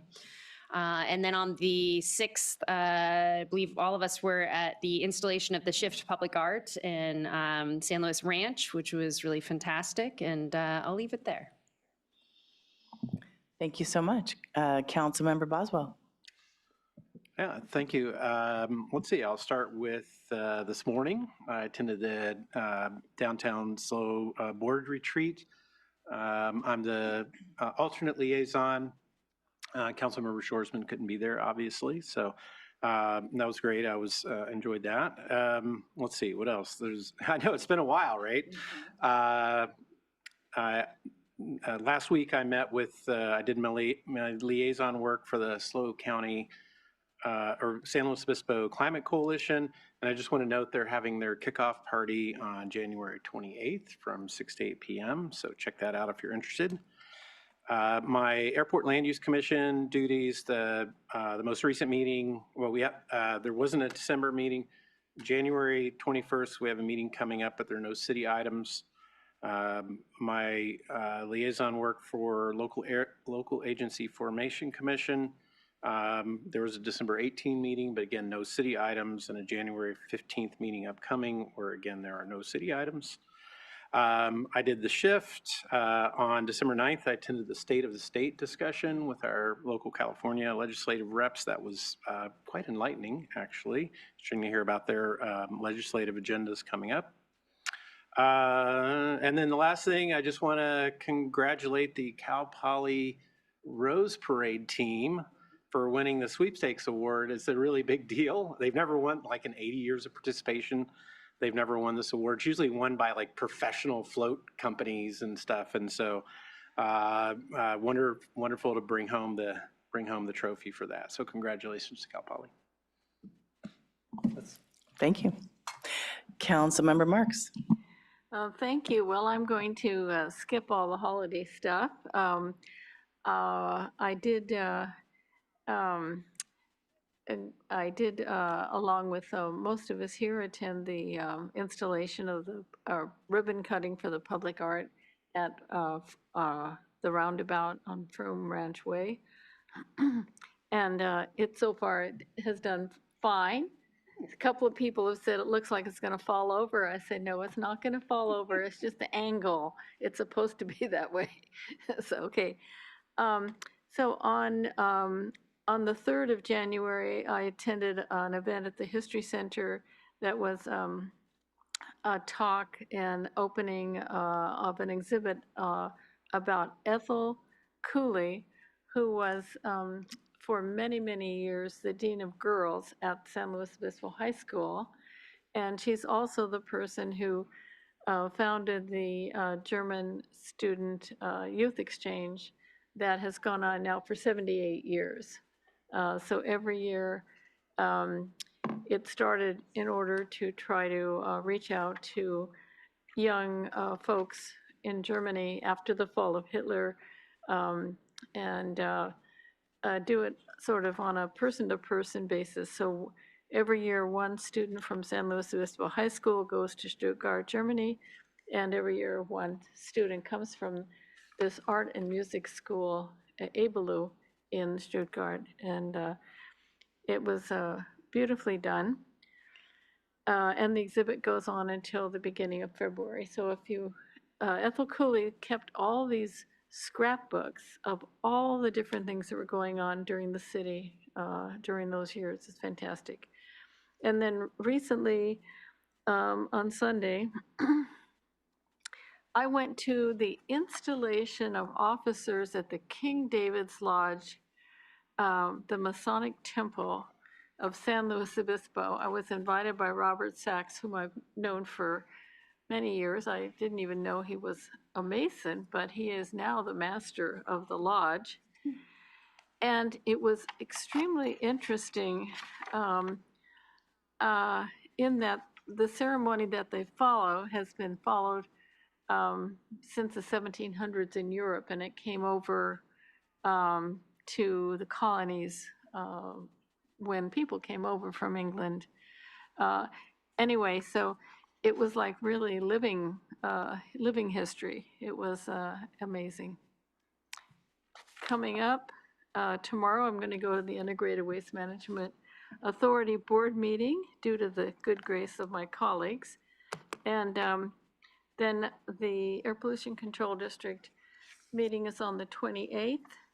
Heather Moreno is slated to become the new president. I will then be the past president, and but still on the executive committee. So that's all I have. Thank you. Councilmember Shorsman. Yes, it's getting late and I'm starting to lose my words, so I'm going to keep this short. Lots of wonderful holiday festivities. So glad to have been able to go to the menorah lighting and several other happenings around the holidays. I too, with Councilmember Boswell, attended the State of the State. Always, the chamber always does such a good job of putting on informative discussions. I had my last Zone 9 Advisory Committee meeting in December, as I will be passing the torch to, I think, Vice Mayor Francis and Council Member Marks, I believe, as the alternate on that body coming forward here. I had an HSOC Executive Committee meeting on the 15th of December. There's all sorts of interesting things happening with federal grants and lawsuits at the federal level with some really, really important homelessness funding that comes to the county. So I hope that that will be resolved soon. Oh, and probably my favorite holiday activity that I don't want to forget to mention was that Councilmember Boswell and I rode the trolley from the senior center on its holiday route with a trolley full of our senior center members back before Christmas. So that was a lot of fun, and would recommend that to anybody who gets the chance in the future. I'll end it there. Thank you. And yes, there has been quite a bit that's happened. I will not go every single day of my calendar because that would be horrific for all of you. But 35 hours. back to that. But I do want to highlight a couple of things, because after our last meeting, I left the next morning at 6:15 a.m. on Amtrak to head down to Rancho Mirage, which is quite far from here when you're driving, and went to the Cal Cities board meeting. At that board meeting, it was the time where we bring all of the leaders from all of the advisory bodies, or all of the policy committees, and all of the caucuses, all of the divisions, and our board together, and we determine the new advocacy priorities. So if you wish to learn more about that, you can go to calcities.org and check on the advocacy priorities. I will say that one thing that was a very intense and interesting conversation was public safety had come off of the prior year's advocacy priorities, and seeing that we needed to make sure that Prop 36 is actually now, now that it's law, how do we execute that in our communities? We saw that with emergencies and fires, public safety is a conversation that we are all having right now in every single aspect. And so whether it's law enforcement or whether it's fire, public safety was clear it had to come back into our advocacy priorities. So one of the other things I do want to highlight when it comes to holidays is, I know we've had it all on our social medias, and so has Downtown Slow and the City of Slow, but one of my favorite things every year for the holidays is the holiday parade. So I whisked back and made sure after the Friday morning, left about a couple hours early from the board meeting and got back here in time for the holiday parade, because it is so fun. It was the 49th anniversary of the parade. So I just want to say next year will be the 50th, golden holiday parade. And yes, it will be on my actual birthday. So pretty excited about that. Then the Slow County Council of Governments and the Regional Transit Authority Board. I have had 3 of those meetings since then. We had December 10th, January 7th, and today was a workshop. So I just want to say there is so much going on with SlowCog right now. Transportation is the hot topic, and I don't know how it can't be, but when it comes to our leaders, we said thank you so much to President Paulding. He stepped down as to past president now, and the current president is Mayor Carla Wixom from Morro Bay, and then County Board Supervisor Heather Moreno is the vice president. So that's a change. We said thank you so much to Pete Rogers, Executive Director, for 35 years of service, and he is hanging in for a couple more years. We said thank you to Ida Nicklin for 25 years, and many more drivers and different roles that have really spent a lot of time. So I know that usually I don't go into all of that, but that's a lot of years, 35, 25, 10, and more. And they are, though, still having driver shortage, so this is not new to many of our communities. We need drivers, so if you are interested in being a driver, know someone who could be a driver, there's still a bonus, and there's a great job there. If you go to NeoGov, you can find that information. Lastly, I will say that the federal review is starting now. So as far as funding, they're trying to make sure they finish by the end of February. So if you see a lot of communication on social media and on their website about, hey, we need your input now, it really is true. Whether it's the tax we're looking at next week on our agenda, or whether it for the ballot initiative, or whether it is what's happening with priorities for transportation for the entire county. To wrap it up, I have just three more things. Welcome and thank you to our Senator President Pro Tem Monique Limon. I went to the reception on the 15th in December, and she has now been officially sworn in, and it is amazing that on the Central Coast, the Assembly Leader and the Speaker Leader are both in our area. So they understand the nuances of, yes, RENA numbers, we need to build housing, and you can't build it everywhere. And so what do we do with that tension, and how do we manage that? And then the CMC Advisory Committee, the California Men's Colony, our warden just retired. They didn't have the new warden officially announced. The person that met with us may be our new warden, so we'll find that out later this month. But that's a big change. I believe he was there for 20 years, so that's a big deal. And lastly, I just came back this weekend from my last and final trip with the Rodale Fellowship.